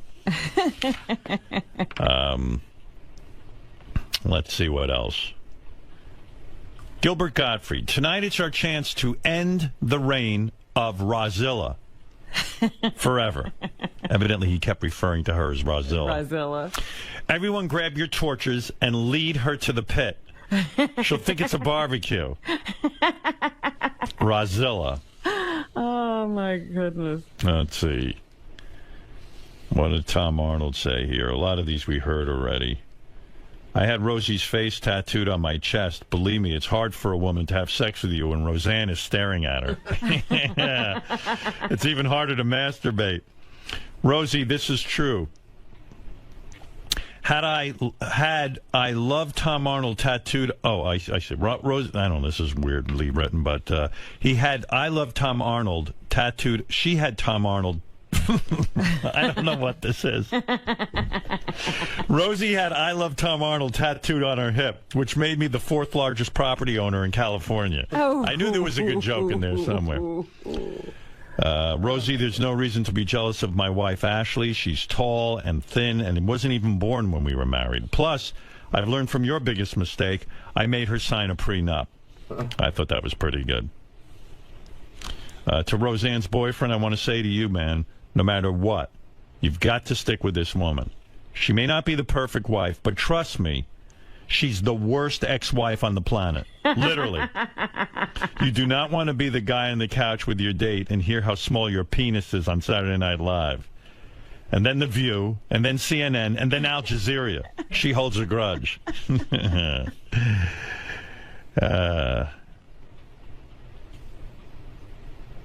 Recently, Roseanne got in trouble for wishing cancer on a Chick-fil-A customer. But you guys can all relax. If she had the power to wish cancer on anyone, I would have been dead in 94. All right. Not so good? Well, Anyway. maybe it was his delivery. Maybe he had a better delivery than I did. All right, Roseanne's on the phone. Oh, good. Hey, Roseanne. Roseanne? Yeah, hi, Howard. You okay, baby? Oh, God, it's early. I know. I'm so sorry. Where You're up are this you? early. You still out in I'm Los in Angeles? LA. It's like 5:30. Hey, can you swear on this show? Yes. Oh, fucking great. Yeah, you can say whatever you want here. There's complete freedom of speech. Roseanne, why would anyone, especially a woman in your position, why would you put yourself through a roast? Seriously, from a psychological point of view, I mean, it's endless fat jokes. Like, I was even thinking about it for myself. Like, if someone said to me they wanted to roast me, I don't think I'd want to put myself through it. Why? It's fun. Is it, though? I mean... Well, it is. I mean, I'd say that over the whole... It was... Christ, it took about 3 hours to film it, you know. Right. But, you know, when it was up and running, there's some damn good jokes, man. You know, it's good to laugh at yourself. It's, you know, it's kind of a test to see how sound you are mentally and spiritually and everything else, like a warrior thing. And I knew I could do it. And, you know, but could you really... But Roseanne, did you lay down rules? Like, I think if I had to be roasted... Mm-hmm. I think I would lay down some rules. I would say, look, I don't want you talking about my kids. I don't want you talking about, I wouldn't even want them talking about my ex-wife. I wouldn't want, you know what I'm saying? I do, and I did. Yeah, I asked them, you know, not to make jokes about certain things about me, and I asked them to make sure that they didn't, you know, do the, you know, the stuff the kind of jokes they like to tell about any woman. I told them to class it up, bring it up to first grade, guys. All right, when you say you laid down rules, what did you specifically say to lay off?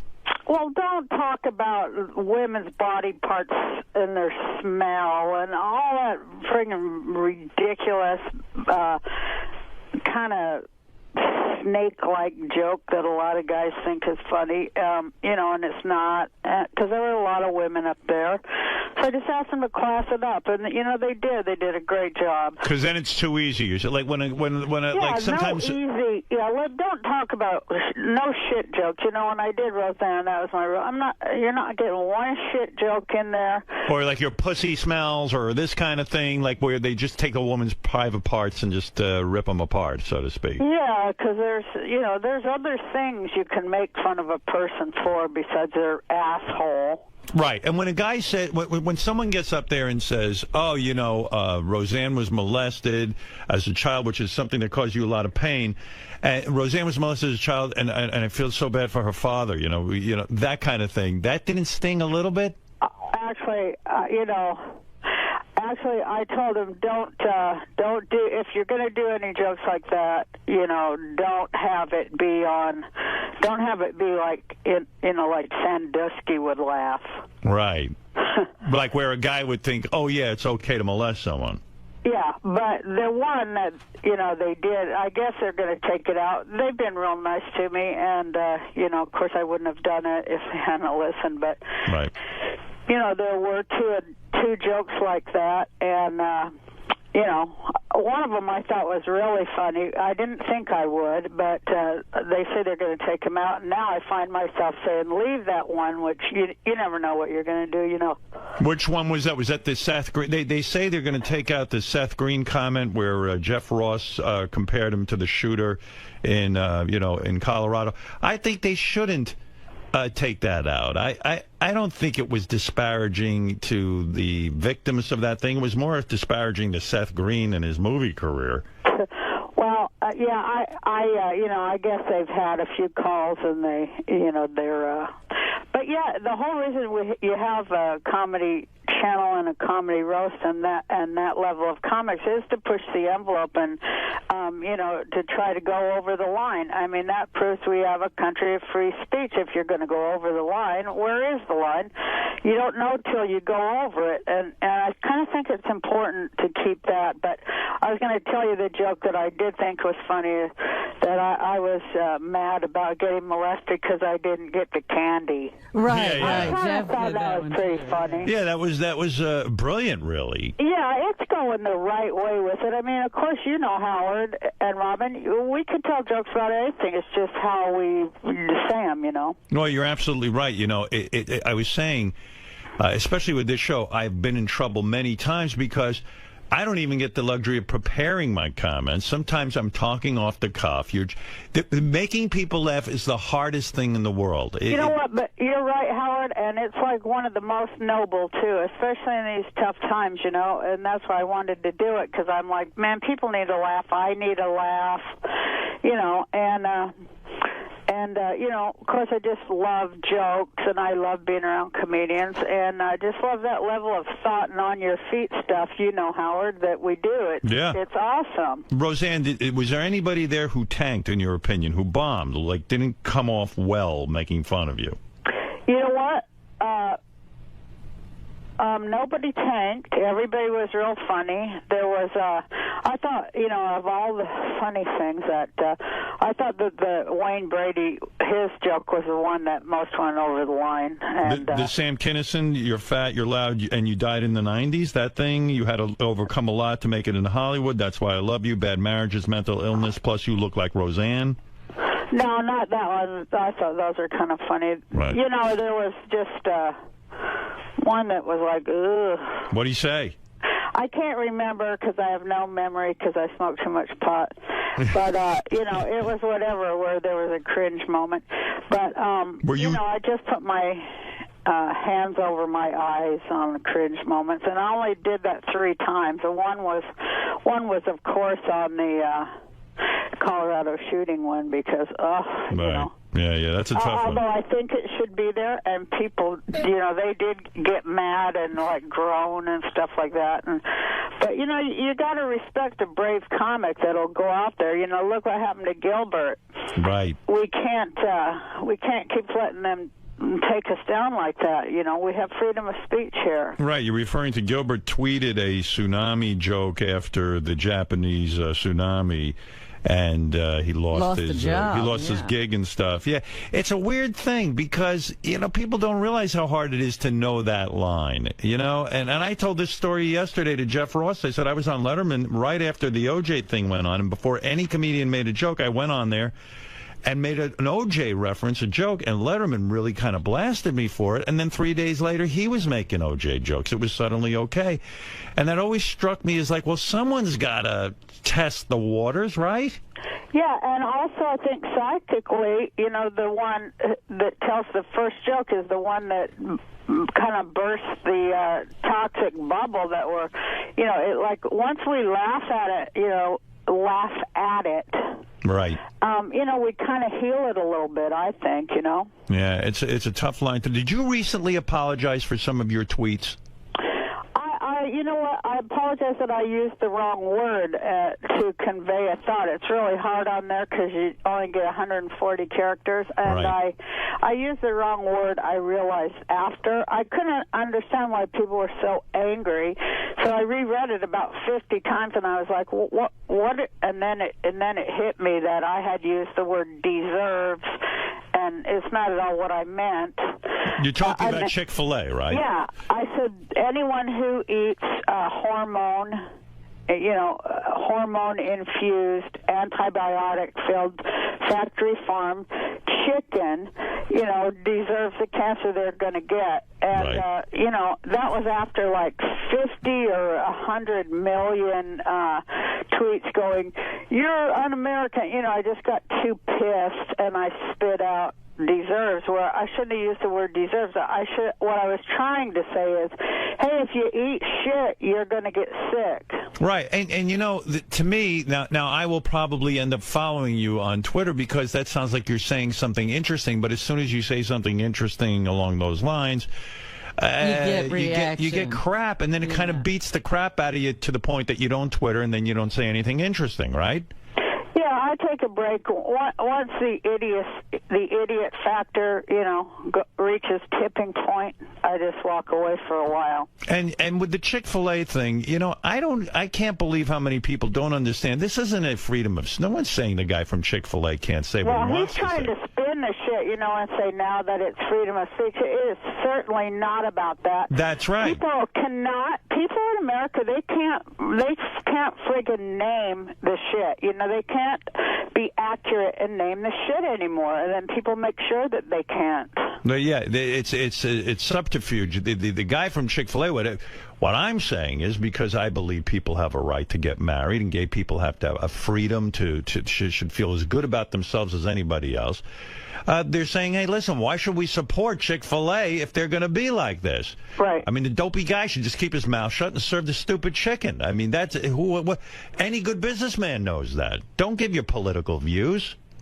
Yeah, especially when they're that extreme, and they include, like, deporting gays. I mean, it's not just about gay marriage. He says it is, but that guy, Mr. Cathy, he gave $5 million last year to these real extreme anti-gay things that say that, that gays should be deported, among other things, and that, pretty much hate speech, setting them up to get... Sure. Attacked on the street.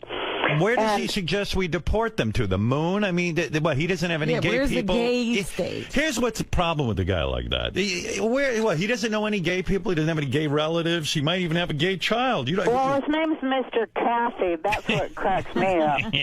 Cathy. Well, maybe that's it. He's a little sensitive. Maybe he's trying to show how manly he is or something. I don't know. Now, are you still running for president? Yeah, I'm still doing it, Howard. And are you actually, in other words, when I go to vote, will I see the name Roseanne there? Well, that's what it's really all about. The reason I'm doing it, Howard, is because it's about ballot access. Now, the party that I was elected, we're on the ballot in 14 states. The point is that a party, other than this two-headed monster, this two-headed Republican monster, there should be a third party that people have a real choice, not two sides of the same coin. Like, okay, both Romney and Obama work for Wall Street.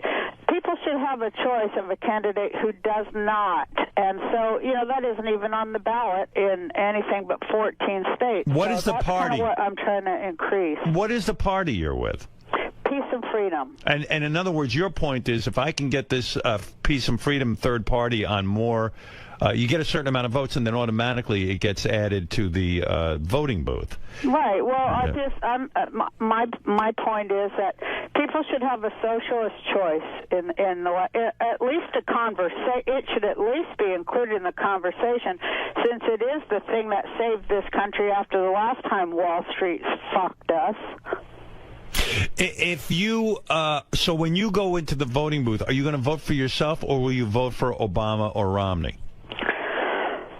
Well, everybody has to ask themselves big moral questions, and of course, I plan to vote for myself because I do think that I'm the only candidate who isn't bought and sold and full of shit.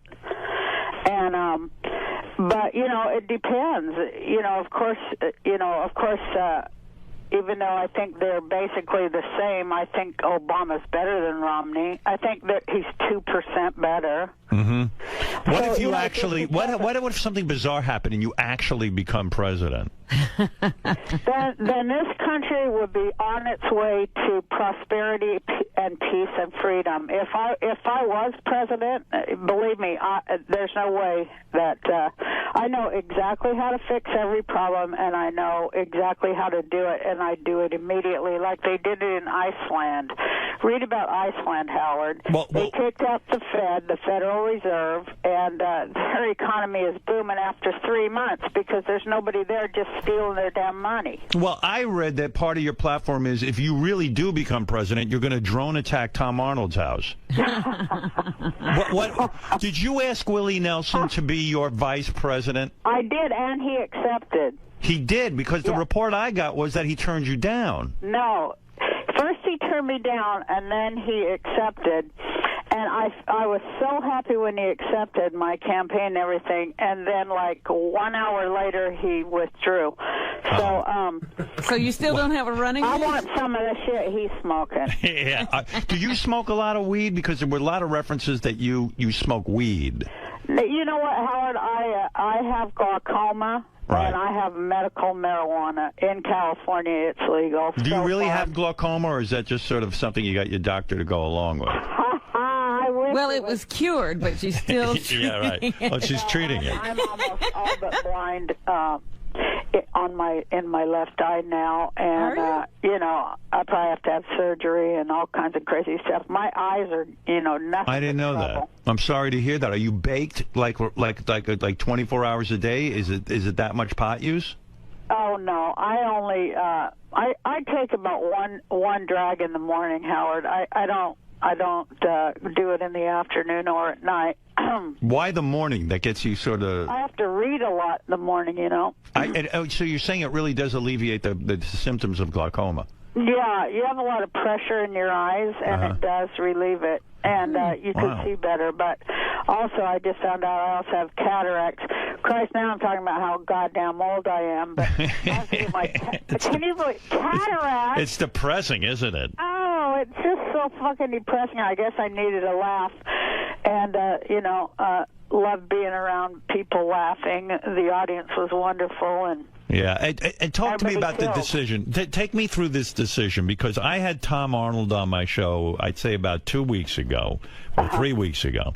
And by the way, Tom did a really good job being on the show. He was witty, he was funny, he got people laughing. He was talking about Arnold Schwarzenegger and his time. I'm glad people like him and think he's funny now. When we were married, everybody was saying he wasn't funny. You're right. And I was one of them. Maybe we would have got along better if we hadn't had all that pressure constantly saying, that he's not funny and all that shit, which I felt they were just coming after me anyway. But, yeah, he is funny. But did that influence you in your relationship with him? Like, when enough people keep saying he's just using Roseanne for her money, he's not funny, he's a user, he has no talent of his own, do you start to actually believe the people who are saying that? No, I never believed it because, he was, I knew he was funny. I hired him to write for me. That's how we, right. made a relationship. But, it did affect us like, that kind of stuff does affect couples. And, damn right it does. It made him feel real, real bad. And then he would get mean about it, but he directed at me. So that's what ruined it. Yeah, I've apologized to him. Go tell them.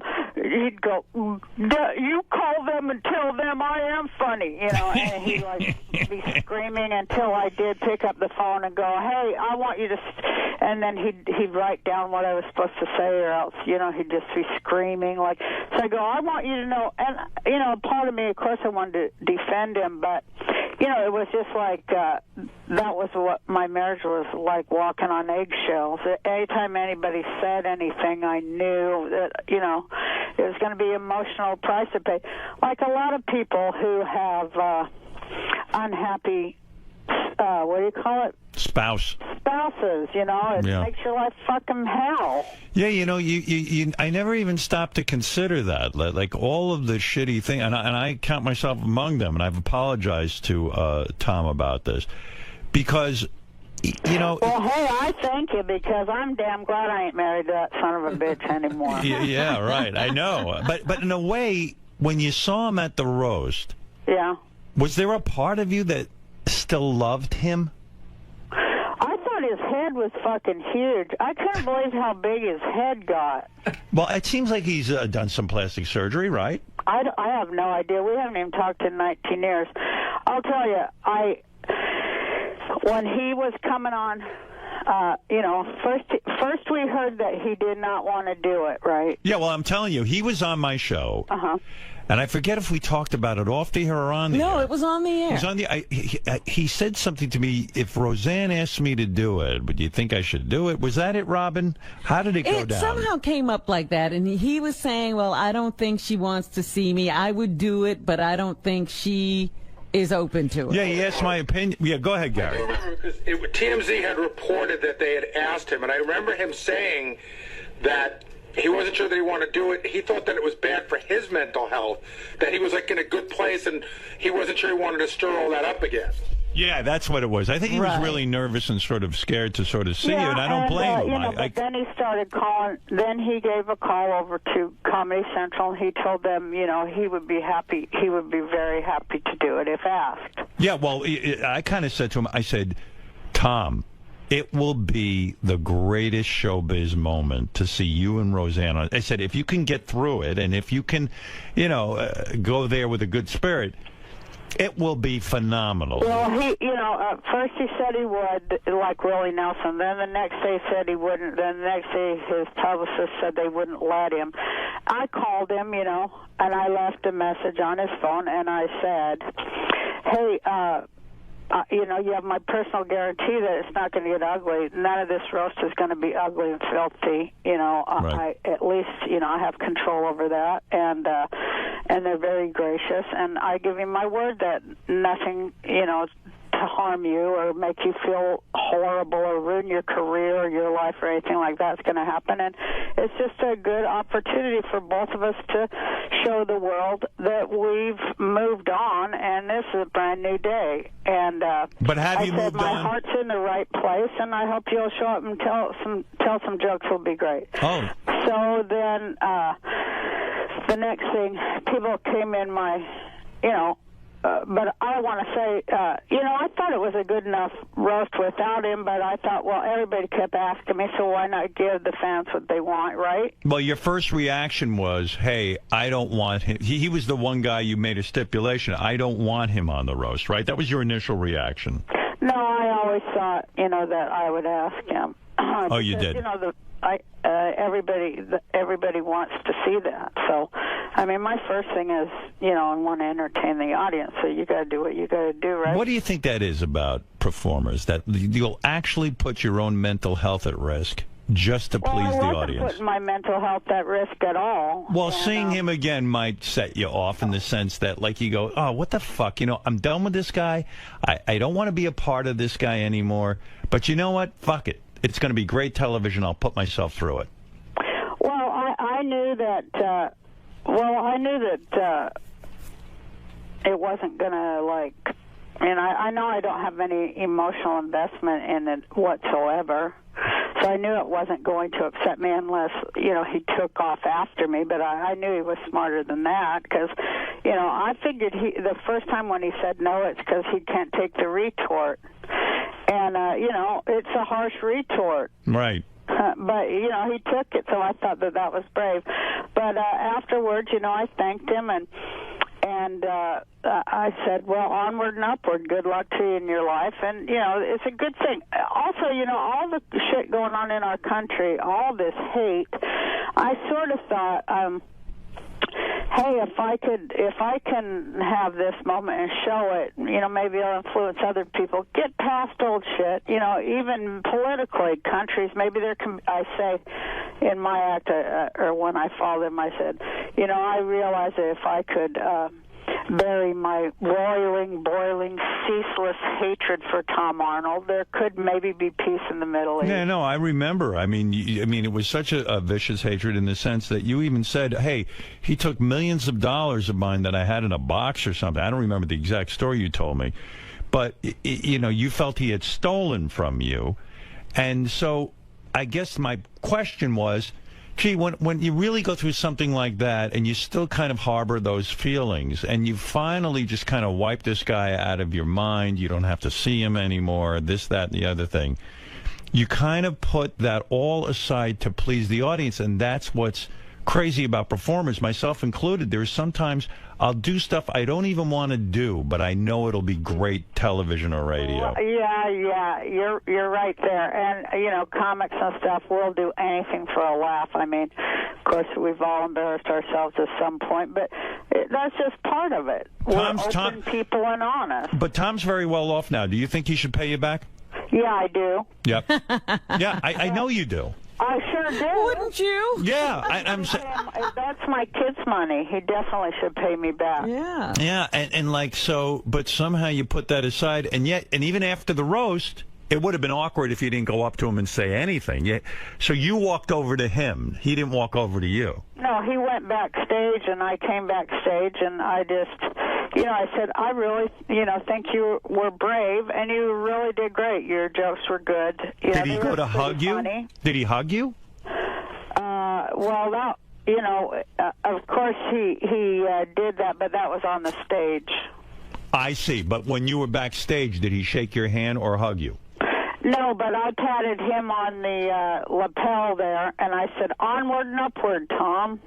Let's roll. Let's go. There was a report that backstage he tried to steal your purse. Is that true? No, I didn't have a purse. You did not have a purse. No. You do not have to bring it. After he was done and he came off the stage, you know, I was like, oh, no, that was an awkward moment. And I just kind of held my hand up so he could kiss my hand like the Pope or something. Right. But he went for the full hug, and I was like, oh, God. That one I was a little scared of, but, you know, it was okay. There wasn't no dagger in his hand from my back or anything. So when we watch the roast of Roseanne Sunday night at 10 o'clock on Comedy Central, we're going to see Tom hugging you. You know what you're going to see, though? You're going to fucking see so many funny comics, like, with great jokes. And, you know, Gilbert, he just put me away. Gilbert made me almost fall on the floor and pee my pants. Yeah, Gilbert is a great roaster. Yeah, he's a great comic. Yeah. He called you Rosella. Everybody was funny. He called you Rosella. Rosella was the funniest damn thing I've ever heard in my life. I couldn't get my breath. Did you wait? You know who was really funny was that new girl, Amy Schumer. Amy is really funny. She's terrific. In fact, she said of you, I was surprised you were running for president. I just thought a lot of people couldn't picture you like running. There was a lot of those kind of jokes. But, you know, those are funny. I didn't at any time feel that, you know, it had gone below into the toilet level like I've seen it do before, you know. Is it true that Sharon Stone was booked for the roast and then canceled? Well, you know what? She's doing a movie, and they moved their movie schedule, so it wasn't, you know, she couldn't get out of the movie, so, you know, she apologized and all that stuff. You believe she's actually doing a movie? Well, that's what we were told. I see. So there was that's what I was telling you, Howard. There are a lot, and it's often very... She's loonier and shit. I would have had a great retort for her. Yeah. But Carrie Fisher was on there, and boy, was she funny. Yeah, everyone seemed to do a good job. Everyone, from what I'm hearing about it and reading about it, it seems like it's going to be a good night. But oftentimes, a lot of attractive women will back out. Yeah. Well, why do attractive women back out? Because they think they're afraid. They can't take it. They can't take it. Yeah, Taking the retort is like the hardest thing on earth. You're absolutely right, because Sharon Stone, who is known for her great beauty, people are going to take shots at her saying your beauty is faded, and they really don't have a sense of humor about it. Well, Sharon can deliver a punchline, believe it or not, and I think she was very excited to be there. She was, but they just moved the schedule and she couldn't. So is she a good friend of yours? She's a good friend-ish. Is it true that you and John Goodman have been signed to do another sitcom together? Well, no, we did that pilot and they didn't like it. Okay. But, I suppose we could do that again anytime we wanted to, but, you have to question all that stuff. Plus, we're so damn old, but I'll tell you, the one we did, the one pilot, the week we worked together, it was just a blast. It's just a wonderful, wonderful, fun, great time. When you talk about that menopause has killed your sex drive, are you joking, or are you saying that like you've completely dried up and you don't have sex with your man anymore? Well, I'll do it once in a while, but I do try to get out of it. You do, because why? Because it's just, in other words, you look at a guy now and it's like, oh, why bother? When you get old, you'll find out. I guess they got Viagra for old men, which that should be illegal. But, right. Your body not changes, fair. Yeah, and, you're just kind of, Christ, you're too damn tired. You dry up, right? In other words, it's hard to lubricate. Jesus, Howard. Come on, Roseanne, let people know. Well, yes, that is part of it, but that's just a symptom of it. The real problem is that, it's just, your get up and go just gets up and goes. Well, maybe you should just save yourself for sex. Stop doing all that other stuff. Yeah, that's it. I know that's kind of what my boyfriend suggests. Does your boyfriend say to you, look, Roseanne, I have needs, and, try to do something. Do something for me. To just sort of dry up on him and not go anywhere with it. That is unfair to him, isn't it? Well, I try to be a good girlfriend. Right. Christ, it's hard, I don't know. I'd rather have pie and just like sleep and try to fix the goddamn world. If Willie Nelson isn't your running mate, who is? My running mate is Cindy Sheehan. And what is she, an actress?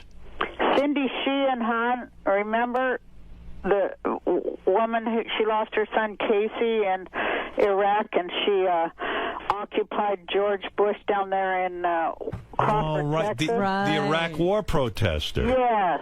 Yeah, so she's your running mate. All right. Yeah. All right, so listen, I've got the whole story now. Let's review. Okay. We first want to say she showed America that she can get past things and reunited with Tom Arnold for television's sake. She did it. Like Jesus, she sacrificed herself for you, so you should want.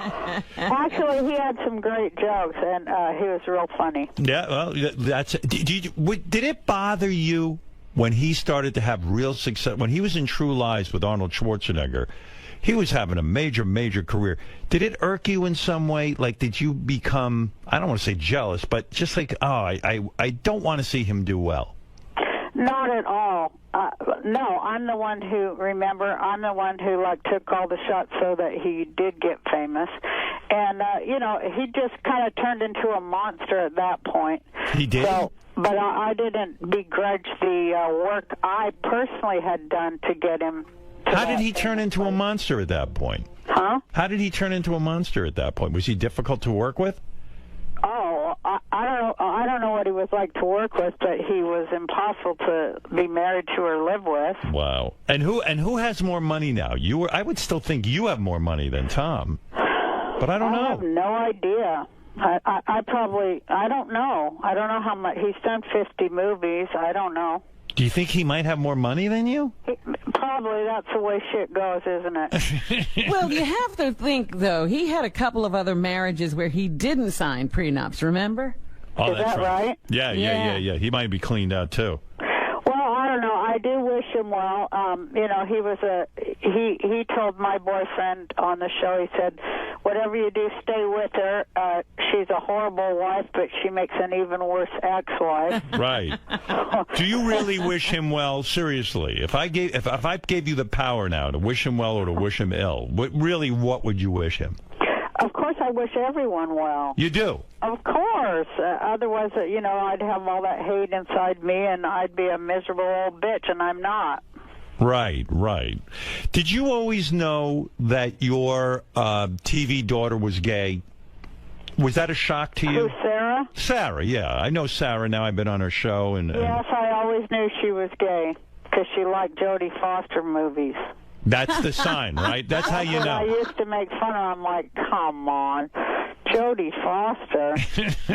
Especially after Jodie Foster did that one movie where she played the grand same here. That one where she couldn't even talk. Nell. Right, Nell, right. Anybody who liked that movie, you know, they were definitely you know, they were undecided on their sexuality and their humanity. Why was no one from your former huge hit sitcom on the roast? Do they not like you? Do they not get along with you? Why was Sarah not there? Why? I mean, Tom, of course, was a writer there, but aside from Tom, I mean, Sandra Bernhard. I'm trying to think who else was on the show. Tom Goodman. Where the hell was he? John Goodman. John Goodman, not Tom. You know, they were all asked, and you know, people had other commitments, or you know, or they're, you know what it is, Howard. You know this, I think. Okay. Everybody's got a publicist. Mm-hmm. And you know, they're really Satan's hordes. Yes. They really do all. They're all like, you know, it's all just image and. Do you have a publicist? Yeah, but he's not like they are. Well. And everybody's like, you can't do that because you won't look this and that. I mean, obviously, my publicist doesn't give a shit what I do. Right. But you know, I think they stop them and they say, "Oh, you're going to get up there and you're going to get called names." People, again, Howard, you know, you got to have a thick skin and you know, a good sense of humor about yourself to take the retort. And a lot of people in Hollywood, as you know, Howard, they don't have a sense of humor about themselves, and they're like overly sensitive, right? Big whining fucking babies. Right. No, you make a good point. I mean, it's a hard thing to take. So, okay. You don't want to put yourself out there to just be knocked when you're trying real hard to get a job, and that's the other part of it too. And why I asked Comedy Central, could we not like have people walking away feeling slimed? Right. So, you know, they did a good job, and they let me bring in some new writers, and they got some new writers, and I noticed a few of them were women, and that's a big step up there for Comedy Central, and I was glad they did it. And I think they should continue looking at hiring more women writers. Roseanne, should Romney have to release his tax returns? Not only should he have to do that, yes, absolutely. He should give back every dime he stole from the American people. There'd be no problem in this country whatsoever. Everybody'd be living great. And will you release your tax returns? I No. know there's a big call for no. Hell no. You won't do it. Well, I mean, if I have to, I will. But what? I mean, I don't. I'm not stealing any federal money.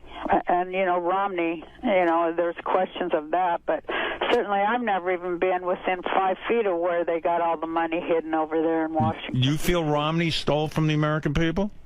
I think he stole from God and the world. I think the guy's like the biggest friggin' thief that ever lived, and he's self-righteous about it on top of it. Listen, Roseanne, you've said it all. You know you've said it all. Mm-hmm. Not all. You close to. All right, that's true. You got a little shy when it came to menopause and drying up. Well, because I have grandsons, Howard. Listen, they need to know about this. One day they're going to get old. They're only 2 or 3. They need to know about drying when up. they were 5, my one grandson said to my boyfriend, he goes, "Why do you want to have sex with an old lady like my granny?" Yeah, that's nice. Way to throw you under the bus. Listen, it's great talking to you. Come see us when you're in New York. Yeah, I really appreciate both of you. You're doing great, and thanks for having me. All right, I love having Good to you on. talk to Thank you. Bye, guys. All right, bye, Roseanne. That's Roseanne.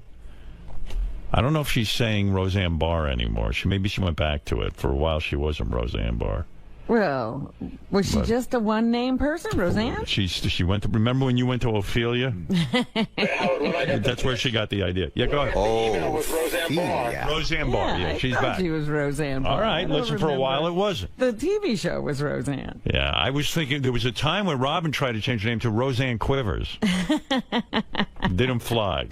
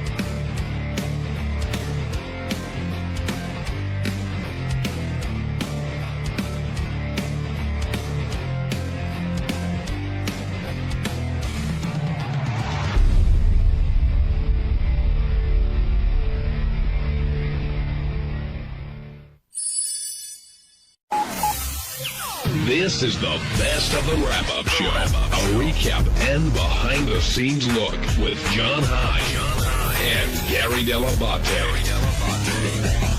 The best of the wrap-up show begins now. I'm Gary 𝗏𝗏𝗏𝗏, Baba Booey, and on Monday's wrap-up show, we talked about Warren Sapp, NFL legend. He came in here, he talked about a variety of things. He talked about what it's like to have sex and how he can't hold out that long. But then we talked about some football stuff, too. Had a great moment where he talked about what it's like to sack the quarterback. Anyway, here's what happened on the wrap-up show.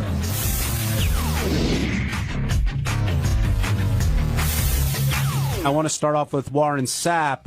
Gary, before he came in, I was talking about it's always great when Howard interviews a football player, a professional sports player, because he doesn't really follow it, yet you end up hearing more and learning more about the athlete than you ever knew before. The thing that makes Howard great with athletes is because he doesn't know a lot about sports, there's no hero worship. So there's no, it's not, oh my God, Warren Sapp here. So Howard's like, oh, there's a football player here that people say is pretty good, and he seems very interesting. So there's none of that like, oh my God, I saw you when you were in Miami, I saw you in the Super Bowl. So all that shit goes out the window. So all the interviews you've heard Warren Sapp do, this one's already different. Do you think Warren is an angry guy? I thought that the interview was contentious in a funny way. What do you mean? I mean that there were times where Warren seemed irritated by Howard, but because Howard didn't seem to have his facts right. And I mean, I never thought it was going to, come to anything, but he was like he was sort of mixing it up with Howard, not taking any shit from him. Yeah, and I thought that made him an interesting guest. Absolutely. But do you remember that draft when he was just plummeting in the NFL and eventually got picked by Tampa? Vaguely. Who was the number one pick in that draft? Oh, God, I don't know. It was 95? I don't remember. Will, you should probably come down with that. But I do know. I know that's the year the Jets took Kyle Brady before Warren Sapp. Yes, of course. But I do have a major. John Carter. That's who it was. I have a major connection with Warren. We were talking about today. He and I did Hollywood Squares together, and we spent the whole day together. And at the time, this had to be like 99, 2000 or something like that. And he gave me his cell phone number. He said, "I really want to do Howard Stern show." After we went to break, he got up and he said, "There's only two people I've ever wanted to be on the show, you and Letterman." And now I've done that. So he had given me his number, and I called him a bunch of times trying to get him on the show. It just never worked out. I'm glad he came on today. Scott in Mississippi, you're on the wrap-up show. Hey, John, how's it going? Good, Scott. What's on your mind? It's kind of. I'm glad Gary brought up the bounty scandal with the New Orleans Saints with him because, for a guy that says that he had a conspiracy theory on his draft pick, he sure does, and how people make up evidence, he sure didn't have a whole lot of opinion on that whenever he brought it up. Well, I brought it up, and he said that he had a source that told him that 𝗻𝗵cie 𝗄𝗿 was a whistleblower. That was it. What's the conspiracy theory? Well, the fact that the NFL hadn't brought out any evidence against the Saints, that's up for like 200 pages that they claim to have 5,000, and he just didn't have a whole lot of opinion on the bounty scandal in general. Just the fact that he had he did. We didn't ask him whether we thought it was wrong or right. He basically said, "I think it's a bunch of bullshit. I don't need $1,000 isn't going to make me hit a guy any harder." Which I thought was interesting. Like that is why are people offended by it? Was it the hit to injure somebody? Yeah, right. In other words, you're giving somebody money if you can knock somebody out of a game. And even though football is an incredibly violent game, and even though people get hurt all the time, to say that you're going out there, I mean, I guess you could say, I'm going out there and I'm going to, play my best, but you can't say I'm going to go out there and, so the bounty wasn't just for a tackle, allegedly. It was for an actual injury? It could be for a variety. If you knock a guy out. If you knock somebody out of the game, you get X amount of dollars. If a guy limps off the field, whatever it is, that sort of thing.